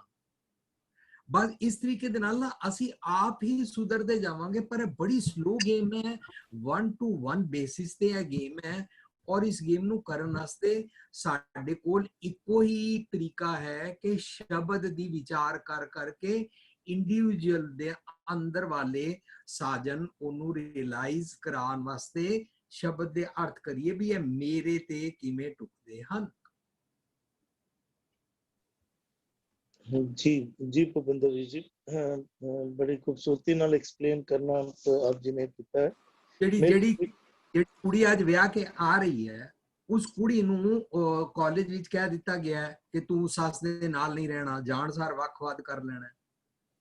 ਅਸੀਂ ਉਸ ਕੁੜੀ ਦੇ ਨਾਲ ਸਾਂਝ ਪਾ ਸਕਦੇ ਹਾਂ ਕਿ ਦੇਖ ਤੇਰਾ ਵਿਆਹ ਹੋਣ ਲੱਗਾ, ਤੇਰਾ ਵਿਆਹ ਅੱਜ ਤੋਂ ਮਹੀਨੇ ਬਾਅਦ ਜਾਂ 6 ਮਹੀਨੇ ਬਾਅਦ ਹੋਣਾ ਹੈ, ਦੇਖ ਇਹ ਤੇਰਾ ਲਾਈਫ ਸਟਾਈਲ ਹੈ, ਇਸ ਲਾਈਫ ਸਟਾਈਲ ਵਿੱਚ ਜੋ ਤੂੰ ਸਹੇਲੀਆਂ ਕੋਲੋਂ ਨੈਗੇਟਿਵ ਸਿੱਖ ਕੇ ਆਈ ਹੈ ਨਾ, ਉਹ ਤੈਨੂੰ ਕੰਮ ਨਹੀਂ ਆਣਗੇ, ਉਹ ਤੇਰਾ ਘਰ ਉਜਾੜ ਦੇਣਗੇ। ਉਹ ਤੇਰੀਆਂ ਸਹੇਲੀਆਂ ਕਾਲਜ ਦੀਆਂ ਸਹੇਲੀਆਂ ਸਨ, ਜਿਹੜੀਆਂ ਤੈਨੂੰ ਕਹਿੰਦੀਆਂ ਖੁੱਲੇ ਵਾਲ ਕਰਕੇ ਫਿਰਦੇ ਰਹੋ, ਸਿਰ ਨਾ ਕੱਜੋ, ਅਸ਼ਲੀਲ ਕੱਪੜੇ ਪਾਉਂਦੇ ਰਹੋ, ਨੂੰ ਸੱਸ ਦੀ ਬਿਲਕੁਲ ਨਾ ਮੰਨੋ, ਪਤੀ ਨੂੰ ਲੈ ਕੇ ਵੱਖ ਹੋ ਜਾਓ। ਤੂੰ ਪਤੀ ਨੂੰ ਲੈ ਕੇ ਵੱਖ ਤੇ ਹੋ ਜਾਏਗੀ, ਪਰ ਤੇਰਾ ਪਤੀ ਤੇਰੇ ਨਾਲ ਘਰ ਦੇ ਅੰਦਰ ਵੱਖਰਾ ਰਹਿ ਕੇ ਮਿਸਬਿਹੇਵ ਕਰੇਗਾ। ਉਸ ਵੇਲੇ ਕੋਈ ਵੱਡਾ ਨਹੀਂ ਨਾ ਹੋਏਗਾ, ਤਾਂ ਤੁਹਾਡੀ ਹੈਲਪ ਵੀ ਕੋਈ ਨਹੀਂ ਕਰੇਗਾ। ਘਰ ਬਜ਼ੁਰਗ ਹੋਣ, ਐਕਸਟੈਂਡਡ ਫੈਮਿਲੀ ਹੋਏ ਨਾ, ਇਹ ਬੜੀ ਬਲੈਸਿੰਗ ਹੈ। ਅੱਜ ਕਰੋਨਾ ਵਿਚਕਾਰ ਜਿਹੜੇ ਕੱਲੇ ਨੇ ਉਹਨਾਂ ਦੀ ਕਿਤਨੀ ਮੁਸ਼ਕਲ ਹੋਈ ਹੈ, ਲੇਕਿਨ ਜਿਹੜੇ ਸਾਂਝੇ ਰਹਿੰਦੇ ਪਏ ਨੇ ਨਾ, ਉਹ ਸਾਰੇ ਮਿਲ ਵਰਤ ਕੇ ਇੱਕ ਦੂਜੇ ਦਾ ਸੁੱਖ ਦੁੱਖ ਦੇਖਦਿਆਂ ਹੋਇਆ, ਖਾਣ ਪੀਣ ਦੀਆਂ ਚੀਜ਼ਾਂ ਤੋਂ ਲੈ ਕੇ ਇੱਕ ਦੂਜੇ ਦਾ ਧਿਆਨ ਰੱਖ ਕੇ ਕਿਸ ਤਰੀਕੇ ਦੇ ਨਾਲ ਐਕਸਟੈਂਡਡ ਫੈਮਿਲੀ ਸਾਡੀਆਂ ਸਾਰੀਆਂ ਕੰਮ ਆਉਂਦੀਆਂ, ਉਸ ਕੁੜੀ ਨੂੰ ਦੱਸਣਾ ਹੈ, ਉਹਦੇ ਨਾਲ ਸਾਂਝ ਪਾਣੀ ਹੈ, ਵੱਖਵਾਦ ਦੇ ਚੱਕਰ ਛੱਡ ਦੇ। ਪਈੜੇ ਸੋ ਸੇਵ ਤੂੰ ਸੌਰੜੇ ਸੁਖ ਵਸ, ਗੁਰਮਿਲ ਚੱਜ ਚਾਰ ਸਿੱਖ ਤੂੰ ਕਦੇ ਨਾ ਲੱਗਾ ਦੁੱਖ, ਚੰਗੇ ਗੁਣ ਸਿੱਖ ਕੇ ਪੇਕੇ ਤੋਂ ਸਹੁਰੇ ਜਾਣਾ ਹੈ। ਤੇਰੇ ਪੇਕਿਆਂ ਨੂੰ ਬੁਰਾ ਭਲਾ ਨਹੀਂ ਕਿਹਾ ਜਾ ਰਿਹਾ, ਹੱਬੇ ਸਾਕ ਕੁੜਾਵੇ ਡਿੱਠੇ, ਤੂੰ ਮੰਦੇ ਖਿਆਲਾਂ ਦੇ ਸਾਕਾਂ ਦੇ ਨਾਲ ਰਿਸ਼ਤਾ ਤੋੜ ਦੇ। ਇਸ ਤਰ੍ਹਾਂ ਕੁੜੀ ਨੂੰ ਸਿਖਾਵਾਂਗੇ, ਇਸ ਤਰ੍ਹਾਂ ਮੁੰਡੇ ਨੂੰ ਸਿਖਾਵਾਂਗੇ, ਇਸ ਤਰ੍ਹਾਂ ਸੱਸ ਸਹੁਰਾ ਨੂੰ ਸਿਖਾਵਾਂਗੇ। ਸਾਰਿਆਂ ਦੇ ਇੱਕ ਸਾਰਾ ਗੁਰਦੁਆਰਾ ਸਵੇਰੇ ਦੇ 9 ਵਜੇ ਤੋਂ ਰਾਤ ਦੇ 7 ਵਜੇ ਤੱਕ ਖਾਲੀ ਪਿਆ ਰਹਿੰਦਾ, ਇੰਨੀ ਕਰੋੜਾਂ ਦੀ ਬਿਲਡਿੰਗ। ਔਰ ਅਮਰੀਕਾ ਜੈਸੀ ਜਗ੍ਹਾ ਤੇ ਇੰਨੀ ਮੌਰਟਗੇਜ ਦੇ ਕੇ ਇੰਨੇ ਮਿਲੀਅਨ ਦੇ ਗੁਰਦੁਆਰੇ ਸਾਰਾ ਦਿਨ ਖਾਲੀ ਪਿਆ ਰਹਿੰਦਾ। ਕਿਉਂ ਖਾਲੀ ਪਿਆ ਰਹਿੰਦਾ? ਯੂਜ਼ ਤੇ ਆਪਣਾ ਸਾਰਾ ਸਿਨਾਗਾਗ ਨੂੰ ਸਾਰਾ ਦਿਨ ਯੂਜ਼ ਕਰਦੇ ਨੇ, ਅਸੀਂ ਵੀ ਯੂਜ਼ ਕਰ ਸਕਦੇ। ਇਹ ਆਉਣ ਵਾਲੀ ਜਨਰੇਸ਼ਨ ਵਾਸਤੇ, ਸਾਡੇ ਵਾਸਤੇ ਸਾਨੂੰ ਹੁਣ ਇਹ ਚੈਲੰਜ ਹੈ ਕਿ ਅਸੀਂ ਐਸੇ ਸਿਸਟਮ ਬਣਾਈਏ ਤਾਂ ਕਿ ਜਿਨ੍ਹਾਂ 'ਚ ਸ਼ਬਦ ਦੀਆਂ ਵਿਚਾਰਾਂ ਵੀ ਹੋਣ, ਅਸੀਂ ਸਪਿਰਿਚੁਅਲਿਟੀ ਦਾ ਟੀਕਾ ਵੀ ਉਹਨਾਂ ਨੂੰ ਲਾ ਸਕੀਏ। ਔਰ ਜਿਹਦੇ ਅੰਦਰ ਸਪਿਰਿਚੁਅਲਿਟੀ ਅੰਮ੍ਰਿਤ ਵੜ ਗਿਆ, ਉਹ ਸ਼ਰਾਬ ਵੀ ਨਹੀਂ ਪੀਏਗਾ, ਭਾਂਗੜਾ ਵੀ ਨਹੀਂ ਕਰੇਗਾ, ਦਾਜ ਵੀ ਨਹੀਂ ਲਏਗਾ। ਤੇ ਜਿਹੜਾ ਉਹ ਹਰਵਿੰਦਰ ਜੀ ਨੇ ਕਿਹਾ ਨਾ ਕਿ ਉਹ ਕੁੜਮ ਸਤ ਸੰਤੋਖ ਵਾਲਾ ਹੋਣਾ ਚਾਹੀਦਾ, ਸੰਤੋਖੀ ਵੀ ਬਣਨਗੇ। ਸਿੱਧਾ ਹੀ ਅਸੀਂ ਰੀਤ ਰਿਵਾਜ ਨਹੀਂ ਠੀਕ ਕਰ ਸਕਦੇ। ਰੀਤ ਰਿਵਾਜ ਤਾਂ ਬਸ ਹੈ ਬਾਪੂ ਮੱਖਣ ਸਿੰਘ ਜੀ ਜਿਹੜਾ ਕਹਿ ਰਹੇ ਨੇ ਨਾ, ਅਸੀਂ ਆਪਣੇ ਘਰਾਂ 'ਚ ਕਰ ਲਿਆ, ਕੁੜਮਾਂ ਨੂੰ ਕਹਿ ਲਿਆ। ਇੱਕ ਬੰਦਾ ਆਪਣੀ ਜਗ੍ਹਾ ਤੇ ਕਰ ਪਾ ਰਿਹਾ ਹੈ, ਬੜੀ ਮੁਸ਼ਕਲ ਕਰ ਪਾ ਰਿਹਾ ਹੈ। ਮੇਰੇ ਇੱਕ ਮਿੱਤਰ ਨੇ ਅਰਵਿੰਦਰ ਪਾਲ ਸਿੰਘ ਜੀ, ਉਹਨਾਂ ਦੇ ਬੇਟੇ ਦਾ ਵਿਆਹ ਹੋਣਾ ਸੀ ਜਿਸ ਕੁੜੀ ਦੇ ਨਾਲ, ਉਹਨਾਂ ਨੇ 3 ਸਾਲ ਪਹਿਲਾਂ ਕੁੜੀ ਵਾਲਿਆਂ ਦੇ ਨਾਲ ਗੱਲ ਕਰਨੀ ਸ਼ੁਰੂ ਕਰ ਦਿੱਤੀ। ਥੈਂਕ ਗॉड ਕਿ ਕੁੜੀ ਵਾਲੇ ਇਤਨੇ ਗ੍ਰੇਟ ਸਨ ਕਿ ਉਹ ਸਾਰੀ ਗੱਲਾਂ ਮੰਨਦੇ ਗਏ, ਕਿਉਂਕਿ ਉਹਨਾਂ ਦਾ ਦਿਲ ਸੀ ਅਸੀਂ ਇੱਥੇ ਵਿਆਹ ਕਰਨਾ ਹੈ। ਉਹਨਾਂ ਨੇ ਕਿਹਾ ਵੈਕਸਿੰਗ ਨਹੀਂ ਪਰਵਾਨ, ਅਸੀਂ ਅਸ਼ਲੀਲ ਕੱਪੜੇ ਨਹੀਂ ਪਾਉਂਦੇ ਹਾਂ, ਅਸੀਂ ਦਾਜ ਨਹੀਂ ਲੈਂਦੇ ਹਾਂ, ਅਸੀਂ ਸ਼ਰਾਬਾਂ ਨਹੀਂ ਪੀਂਦੇ ਹਾਂ, ਅਸੀਂ ਦਿਖਾਵੇ ਨਹੀਂ ਕਰਾਂਗੇ। ਉਹ ਮੰਨਦੇ ਗਏ। ਮੈਂ ਤੇ ਗ੍ਰੇਟਨੈਸ ਕੁੜੀ ਵਾਲਿਆਂ ਦੀ ਕਹਿੰਦਾ, ਪਰ ਡੇਅਰਨੈਸ ਕਿਹਦੀ ਸੀ? ਮੁੰਡੇ ਵਾਲਿਆਂ ਦੀ, ਕਿ ਅਸੀਂ ਇਹ ਸਭ ਕੁਝ ਨਹੀਂ ਕਰਨਾ, ਨਹੀਂ ਕਰਨਾ, ਨਹੀਂ ਕਰਨਾ। ਚਲੋ ਉਹ ਤੇ ਕਾਮਯਾਬ ਹੋ ਗਏ, ਪਰ ਬਾਕੀ ਸਾਡੇ ਸਮਾਜ ਅੰਦਰ ਅਸੀਂ ਇਹ ਪ੍ਰਚਲਿਤ ਹੀ ਨਹੀਂ ਕਰ ਪਾ ਰਹੇ ਹਾਂ। ਜਿਹੜਾ ਮੁੰਡਾ ਦਾਜ ਨਹੀਂ ਲੈਂਦਾ ਉਹਦੀ ਕੋਈ ਨਿਊਜ਼ ਨਹੀਂ ਆਉਂਦੀ, ਜਿਹੜਾ ਦਾਜ ਲੈਂਦਾ ਔਰ ਕੁੜੀ ਨੂੰ ਸਾੜ ਦਿੰਦਾ ਉਹਨਾਂ ਦੀ ਖਬਰਾਂ ਆ ਜਾਂਦੀਆਂ। ਉਹ ਅਸੀਂ ਹਾਈਲਾਈਟ ਨਹੀਂ ਕਰ ਪਾ ਰਹੇ। ਹੁਣ ਅਰਵਿੰਦਰ ਪਾਲ ਸਿੰਘ ਜੀ ਦਾ ਮੈਂ ਨਾਂ ਲੈ ਲਿਆ, ਉਹ ਸ਼ਾਇਦ ਮਾਈਂਡ ਕਰਨ ਵੀ ਮੇਰਾ ਪਬਲਿਕਲੀ ਨਾਂ ਕਿਉਂ ਲਿਆ, ਪਰ ਉਹ ਵਾਲਾ ਟੌਪਿਕ, ਉਹ ਵਾਲਾ ਸਬਜੈਕਟ, ਉਹ ਗ੍ਰੇਟਨੈਸ ਦੋਨੋਂ ਕੁੜਮਾਂ ਦੀ, ਕੁੜੀ ਮੁੰਡੇ ਦੀ ਮਿਲਵਰਤਨ ਦੀ, ਅੱਜ ਕੱਲ ਦੇ ਦਿਨਾਂ ਵਿੱਚ ਦੋਨੋਂ ਪੜ੍ਹੇ ਲਿਖੇ ਕਾਲਜਾਂ ਦੇ, ਕਿਸ ਤਰ੍ਹਾਂ ਉਹ ਮੰਨ ਗਏ, ਕਿਸ ਤਰ੍ਹਾਂ ਹੋਇਆ। ਇਹ ਗ੍ਰੇਟ ਸਬਜੈਕਟ ਤੇ ਕਦੇ ਨਿਊਜ਼ ਹੀ ਆਉਂਦਾ ਹੀ ਨਹੀਂ, ਇਹਦੀ ਫੈਲਣ ਦੀ ਗੱਲ ਹੀ ਨਹੀਂ ਹੁੰਦੀ। ਸ਼ਬਦਾਂ ਦੀ ਵਿਚਾਰ ਕਰੀਏ, ਚੰਗੇ ਗੁਣਾਂ ਦੀ ਜ਼ਿਆਦਾ ਪ੍ਰਚਲਿਤ ਕਰੀਏ। ਠੀਕ ਹੈ ਜੀ। जी भूपिंदर वीर जी, आप जी ने इशारा दिता है कि गुरुद्वारे सारा दिन खाली पे रहते हैं। गुरुद्वारिਆਂ ਦਾ ਬਹੁਤ ਜ਼ਿਆਦਾ ਇਸਤੇਮਾਲ ਜਿਹੜਾ ਹੋ ਰਿਹਾ ਨਾ, ਜਾਂ ਤੇ ਵਿਆਹਾਂ ਲਈ ਹੋ ਰਿਹਾ, ਜਾਂ ਭੋਗਾਂ ਲਈ ਹੋ ਰਿਹਾ, ਜਾਂ ਈਵਨ ਜਿਹੜੇ ਅਸੀਂ ਸਾਡੇ ਜਿਹੜੇ ਰੈਗੂਲਰ ਪ੍ਰੋਗਰਾਮਸ ਵੀ ਹਨ ਨਾ, ਉਹ ਵੀ ਕਿਧਰੇ ਨਾ ਕਿਧਰੇ ਰੀਤ ਬਣਦੇ ਜਾਣੇ ਕਿ ਅਸੀਂ ਉਹ ਕੰਮ ਕਰਨਾ ਹੈ।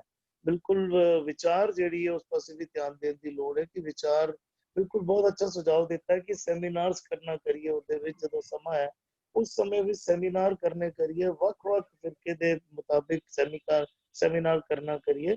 ਵਿਚਕਾਰ ਜੀਤ ਕੌਰ ਜੀ ਦਾ ਇੱਕ ਸਵਾਲ ਆਇਆ ਸੀ ਕਿ ਕੋਈ ਇਸਤਰੀ ਗੁਰੂ ਕਿਉਂ ਨਹੀਂ ਹੋਈ, ਔਰ ਗੁਰੂ ਘਰ ਵਿੱਚ ਸ਼ਾਇਦ ਉਹਨਾਂ ਦੇ ਕੋਈ ਨੈਟਵਰਕ ਵਿੱਚ ਪ੍ਰੋਬਲਮ ਹੈ ਤੇ ਉਹਨਾਂ ਨੇ ਰਾਈਟਿੰਗ ਵਿੱਚ ਉਹਨਾਂ ਨੇ ਸਵਾਲ ਭੇਜਣਾ ਕੀਤਾ ਹੈ। ਤੇ ਜੀਤ ਕੌਰ ਜੀ, ਗੁਰੂ ਸਾਹਿਬਾਨ ਨੇ ਕਿਧਰੇ ਸ਼ਰੀਰ ਕਰਕੇ ਇਸਤਰੀ ਔਰ ਪੁਰਖ ਕਰਕੇ ਕੋਈ ਭੇਖ ਨਹੀਂ ਕਿਹਾ, ਕੋਈ ਫਰਕ ਨਹੀਂ ਕੀਤਾ ਕਿਧਰੇ ਵੀ। ਅਸ ਗੁਰੂ ਸਾਹਿਬ ਦੀ ਅਸੀਂ ਬਾਣੀ ਵੀ ਪੜ੍ਹਨਾ ਕਰੀਏ ਨਾ, ਤੇ ਗੁਰੂ ਸਾਹਿਬ ਬਾਰ-ਬਾਰ ਸਮਝਾਣਾ ਕਰਦੇ ਹਨ, ਇਸ ਜਗ में पुरख एक है और सगली नार सबाई। ਭਾਵੇਂ ਕੋਈ ਪੁਰਸ਼ ਸਰੀਰ ਵਿੱਚ ਹੈ, ਭਾਵੇਂ ਕੋਈ ਇਸਤਰੀ ਸਰੀਰ ਵਿੱਚ ਹੈ, ਗੁਰੂ ਸਾਹਿਬ ਨੇ ਉਹਨੂੰ ਇਸਤਰੀ ਕਰਕੇ ਹੀ ਲੈਣਾ ਕੀਤਾ ਹੈ। ਬਾਕੀ ਜਿਹੜੀ ਸੇਵਾ ਦੀ ਗੱਲ ਕੀਤੀ ਹੈ ਆਪ ਜੀ ਨੇ ਕਿ ਗੁਰੂ ਘਰ ਵਿੱਚ ਇਸਤਰੀਆਂ ਨੂੰ ਸੇਵਾ ਕਿਉਂ ਨਹੀਂ ਕਰਨ ਦਿੱਤੀ ਜਾਂਦੀ, ਉਹ ਉੱਥੇ ਦੀ ਮੈਨੇਜਮੈਂਟ ਦੀ ਘਾਟ ਹੈ। ਉਹਨਾਂ ਦੇ ਮੈਨੇਜਮੈਂਟ ਨੂੰ ਨਿਰਣਾ ਲੈਣਾ ਚਾਹੀਦਾ ਹੈ। ਗੁਰਮਤ ਦੇ ਮੁਤਾਬਿਕ ਇਸ ਤਰ੍ਹਾਂ ਦਾ ਕੋਈ ਫਰਕ ਨਹੀਂ ਹੈ। ਗੁਰਮਤ ਦੇ ਗੁਰੂ ਦੀ ਮੱਤ ਜਿਹੜੀ ਹੈ ਦੋਨੋਂ ਸਾਨੂੰ ਬਰਾਬਰ ਲੈ ਕੇ ਚੱਲਦੀ ਹੈ। ਸੋ ਕਿਉਂ ਮੰਦਾ ਆਖੀਏ ਜਿਤ ਜੰਮੇ ਰਾਜਾਨ, ਉਹਨਾਂ ਨੂੰ ਮੰਦਾ ਕਿਉਂ ਕਹੀਏ ਜਿਸ ਦੇ ਰਾਹੀਂ ਰਾਜਿਆਂ ਦੀ ਜਨਮ ਹੁੰਦਾ ਹੈ। ਅਸੀਂ ਇਹਨੂੰ ਅੰਬਰਲੇ ਤੌਰ ਤੇ ਵੀ ਸਮਝਣਾ ਕਰੀਏ। ਗੁਰੂ ਸਾਹਿਬ ਨੇ ਕਿਧਰੇ ਵੀ ਫਰਕ ਨਹੀਂ ਕਰਨਾ ਕੀਤਾ ਹੈ। अगर इस बाबत विंद्री भुआ जी, अगर आप जी थोड़ा सा इशारा जड़ा इस बाबत आप जी कोई विचार देना चाहते। देखो जो भी आजकल हो रहा है समाज दे विच, जो हो रहा है इसमें रोकना तो बहुत जरूरी है, पर where do we start from? I think सानू अपनी ही जिम्मेवारी लेनी पेगी, we have to take our own responsibility. शुरू तो लेके अगर अज विआह हो रहा है ਤੇ ਵਿਆਹ ਦਾ ਜਿਹੜਾ ਪ੍ਰੋਗਰਾਮ ਹੁੰਦਾ ਉਹ ਅੱਧੇ ਪੌਣੇ ਘੰਟੇ ਵਿੱਚ ਹੀ ਖਤਮ ਕਰ ਦਿੰਦੇ ਨੇ, ਔਰ ਜਿਤਨੇ ਦੂਸਰੇ ਸੈਰੇਮਨੀਜ਼ ਹੁੰਦੇ ਉਹ 4 ਦਿਨ ਲਗਾਤਾਰ ਚੱਲਦੇ ਰਹਿੰਦੇ। ਜਿਸ ਚੀਜ਼ ਨੂੰ ਸਾਨੂੰ ਰੋਕਣਾ ਪਿਆ, ਇਸੇ ਕਰਕੇ there are so many of divorces, ਕਿਉਂਕਿ ਬੱਚਿਆਂ ਨੇ ਬਾਣੀ ਦੇ ਅਰਥ ਸਮਝੇ ਹੀ ਨਹੀਂ। ਲਾਵਾ ਹੈ ਕਿ we have not disciplined them, we have not educated them, that is the reason, ਕਿਉਂਕਿ ਉਹਨਾਂ ਨੇ ਮਜ਼ਾਕ ਬਣਾ ਲਿੱਤੀ ਹੈਗੀ ਹੈ। ਔਰ ਅਸੀਂ ਉਸੇ ਕਰਮ ਕਾਂਡਾਂ ਵਿੱਚ ਫਸੇ ਹੋਏ ਹਾਂ। ਘੋੜੀ ਚੜ ਗਈ, ਵੈਨ ਗਾ ਲਿੱਤੇ, ਉੱਥੋਂ ਨਿਕਲੇ ਹੋ ਤੇ ਸੇਰਾ ਪਾ ਦਿੱਤਾ, ਹਮਗਮ ਸਾਜਨ ਆਇਓ ਗਾ ਲਿੱਤਾ, ਫਟਾਫਟ ਲਾਵਾਂ ਲੈ ਕੇ ਚਲੇ ਗਏ। Tell you very frankly, my children are married from last 20 years. What has happened in this 20 years? ਅਸੀਂ ਨਾ ਦਾਜ ਲਿੱਤਾ, ਨਾ ਘੋੜੀ ਚੜਾਈ, ਨਾ ਕੋਈ ਅਸੀਂ ਲੋਕਾਂ ਨੇ ਸੇਰਾ ਪਾਇਆ। ਅੰਮ੍ਰਿਤ ਵੇਲੇ ਅਸੀਂ ਲਾਵਾਂ ਦਿੱਤੀਆਂ, 1 ਘੰਟੇ ਦਾ ਕੀਰਤਨ ਸੀ, ਉਸ ਤੋਂ ਬਾਅਦ ਅਸੀਂ ਲਾਵਾਂ ਤੋਂ ਬਾਅਦ ਸਿਮਰਨ ਦਾ ਅਸੀਂ ਇੱਕ ਸ਼ੁਕਰਾਨਾ ਕੀਤਾ, ਉਸ ਤੋਂ ਬਾਅਦ ਨਾ ਕੋਈ ਦਾਜ ਨਾ ਕੁਛ ਵੀ ਨਹੀਂ, ਔਰ ਬਰਾਤੀ ਕੋਈ ਵੀ ਨਹੀਂ, ਸਿੱਧਾ ਗੁਰਦੁਆਰੇ ਪਹੁੰਚੇ। What has happened in this 20 years? We set an example for 2 people, 2 ਬੱਚੇ ਸਨ। ਅਸੀਂ ਕਿ ਅਸੀਂ ਰਿਸ਼ਤਾ ਜੋੜਿਆ, ਕੋਈ ਗੁਰਦੁਆਰੇ ਨੇ ਘਰ ਆਓ, ਬਾਬਾ ਜੀ ਘਰ ਵਿੱਚ ਹੀ ਹੈਗੇ, ਉੱਥੇ ਆ ਕੇ ਅਰਦਾਸ ਹੋਏਗੀ।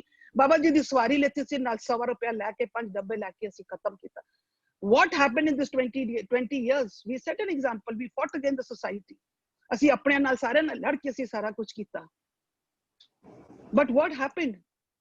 ਇਸ ਤੋਂ ਕਿੱਥੋਂ ਸ਼ੁਰੂ ਕਰੀਏ? Everyone has to take their own responsibility. ਗਲਤੀਆਂ ਵੀ ਸਾਡੇ ਆਪਣੀਆਂ ਕੁੜੀਆਂ, ਸਾਨੂੰ ਆਪਣੇ ਮਾਪਿਆਂ ਦੀ ਗਲਤੀਆਂ ਵੀ ਹੈਗੀਆਂ, ਕਿਉਂਕਿ ਅਗਰ ਕੁੜੀਆਂ ਦੀ ਗੱਲਾਂ ਅਸੀਂ ਕਰਦੇ ਹਾਂ ਤੇ ਅਸੀਂ ਕੁੜੀਆਂ ਨੂੰ ਅੱਜ ਕੱਲ ਦੇ ਜ਼ਮਾਨੇ ਵਿੱਚ ਕਿ you are equal to men, you are equal to men. Ladies, females are very high, men are very less. ਬਹੁਤ ਥੱਲੇ ਹੈਗੇ, ਬੜਾ ਉੱਚਾ ਦਰਜਾ ਹੈ ਇੱਕ ਔਰਤ ਦਾ। ਬਟ ਅਸੀਂ ਲੋਕਾਂ ਨੇ ਬੋਲ ਕੇ ਅਸੀਂ ਕੁੜੀਆਂ ਦੇ ਜੋ ਸੁਰਤ ਦਾ ਹੈਗਾ ਲੈਵਲ ਹੈ, we have brought it down. ਅੱਜ ਉਹੀ ਕੱਪੜੇ ਪਾਣੇ ਸ਼ੁਰੂ ਹੋ ਗਏ, ਉਹੀ ਆਪਣੀ ਆਈਡੈਂਟੀਟੀ ਬਣਾਉਣਾ ਸ਼ੁਰੂ, ਉਹੀ ਸਾਰਾ ਕੰਮ ਕਰ ਸ਼ੁਰੂ ਕੀਤਾ that we are equal to men. ਫਿਰ ਸਵਾਲ ਬੱਚੇ ਮਾਪਿਓ ਕਹਿੰਦੇ ਨੇ ਕਿ ਫਿਰ ਅਸੀਂ ਬੱਚਿਆਂ ਨੂੰ ਨਾ ਪੜ੍ਹਾਈਏ, ਬੱਚੇ ਨੂੰ ਜੌਬਸ ਨਾ ਦੇਈਏ, they should not have the identity. ਨਹੀਂ ਪੜ੍ਹਾਓ, ਪਰ ਅਗਰ ਅਸੀਂ ਗੁਰੂ ਦੀ ਸਿੱਖਿਆ ਨਾਲ ਦਿੱਤੀ ਹੁੰਦੀ ਤੇ ਸਾਨੂੰ ਅੱਜ ਇਹ ਪ੍ਰੋਬਲਮਸ ਨਹੀਂ ਆਣੀਆਂ ਸਨ। ਅੱਜ ਕੁੜੀਆਂ ਪੜ੍ਹ ਲਿਖ ਕੇ ਵੀ ਅਗਰ ਜੌਬਸ ਵਿੱਚ ਚਲੇ ਵੀ ਜਾਂਦੇ ਨੇ, ਜਿੱਥੇ ਵੀ ਜਾਣ, ਇੱਕ ਘਰ ਗ੍ਰਸਤੀ ਸੰਭਾਲਣ, ਇੱਕ ਆਫਿਸ ਸੰਭਾਲਣ, ਪਰ ਗੁਰੂ ਦੀ ਸਿੱਖਿਆ ਨਾਲ ਹੁੰਦੀ ਤਾਂ ਅੱਜ ਇਹ ਪ੍ਰੋਬਲਮਸ ਨਹੀਂ ਆਣੀਆਂ ਸਨ। ਅੱਜ ਕੁੜੀਆਂ ਨਹੀਂ ਕਹਿੰਦੀਆਂ ਕਿ ਅਸੀਂ ਉੱਥੇ ਜਾਈਏ ਜਿੱਥੇ 2 ਪੁੱਤਰ ਤੋਂ ਉਹਨਾਂ ਦਾ ਮਕਾਨ ਕੀਤੇ, ਜਾਂ ਉੱਥੇ ਜਾਈਏ ਜਿਨ੍ਹਾਂ ਦੀ ਸਭ ਫੋਟੋਆਂ ਟੰਗੀਆਂ ਹੋਣ, ਉਹਨਾਂ ਦਾ ਮਾਲਾ ਲੱਗਿਆ ਹੋਵੇ। ਇਹ ਪ੍ਰੋਬਲਮਸ ਨਹੀਂ ਆਉਂਦੀਆਂ, ਗਲਤੀਆਂ ਸਾਡੀ ਆਪਣੀਆਂ ਹਨ। We have instigated the girls. ਕੱਲ ਦਾ ਕੋਈ ਹਾਲਾਤ ਦਾ ਨਹੀਂ ਪਤਾ, ਪੜ੍ਹ ਲਿਖ ਕੇ ਆਪਣੇ ਪੈਰਾਂ ਤੇ ਖੜੇ ਹੋ, ਪੂਰੀ identity. Why blame the society? Blame ourselves. We are the cause of it. ਨਾਲ ਅਸੀਂ ਇਹ ਵੀ ਠੀਕ ਫੂਕਾਂ ਦੇ ਦਿੱਤੀਆਂ ਕੁੜੀਆਂ ਨੂੰ, ਤੇ ਨਾਲ ਅਸੀਂ ਲੋਕਾਂ ਨੇ ਕੀ ਕੀਤਾ ਸੀ, ਸਭ ਕਰਮ ਕਾਂਡਾਂ ਦੇ ਵਿੱਚ ਹੀ ਰਹਿ ਗਿਆ, ਸਭ ਕਰਮ। But where do we start? From ourselves. ਆਪਣੀ ਰਿਸਪੌਂਸਿਬਿਲਿਟੀ। ਕਿਉਂਕਿ ਮੈਂ ਦੇਖਿਆ ਕਿ ਮੈਨੂੰ 20 ਸਾਲਾਂ ਦੇ ਵਿੱਚ ਬਹੁਤ ਘੱਟ ਕਈ ਸਾਨੂੰ ਨਜ਼ਰ ਆਇਆ ਹੋਵੇ, ਬਹੁਤ ਘੱਟ। हाँ, definitely seminars hovan, definitely that will be a very good idea what Bhupinder ji said, that should be. We have to educate the children now. Which is what my way of thinking. ਹਾਂਜੀ ਜੀ ਇੱਥੇ ਮੈਂ ਕੁਝ ਕਹਿਣਾ ਚਾਹਾਂਗਾ। ਜਿਸ ਤਰ੍ਹਾਂ ਮੱਖਣ ਵੀਰ ਜੀ ਨੇ ਕਿਹਾ ਕਿ ਉਹਨਾਂ ਨੇ ਆਪਣੀ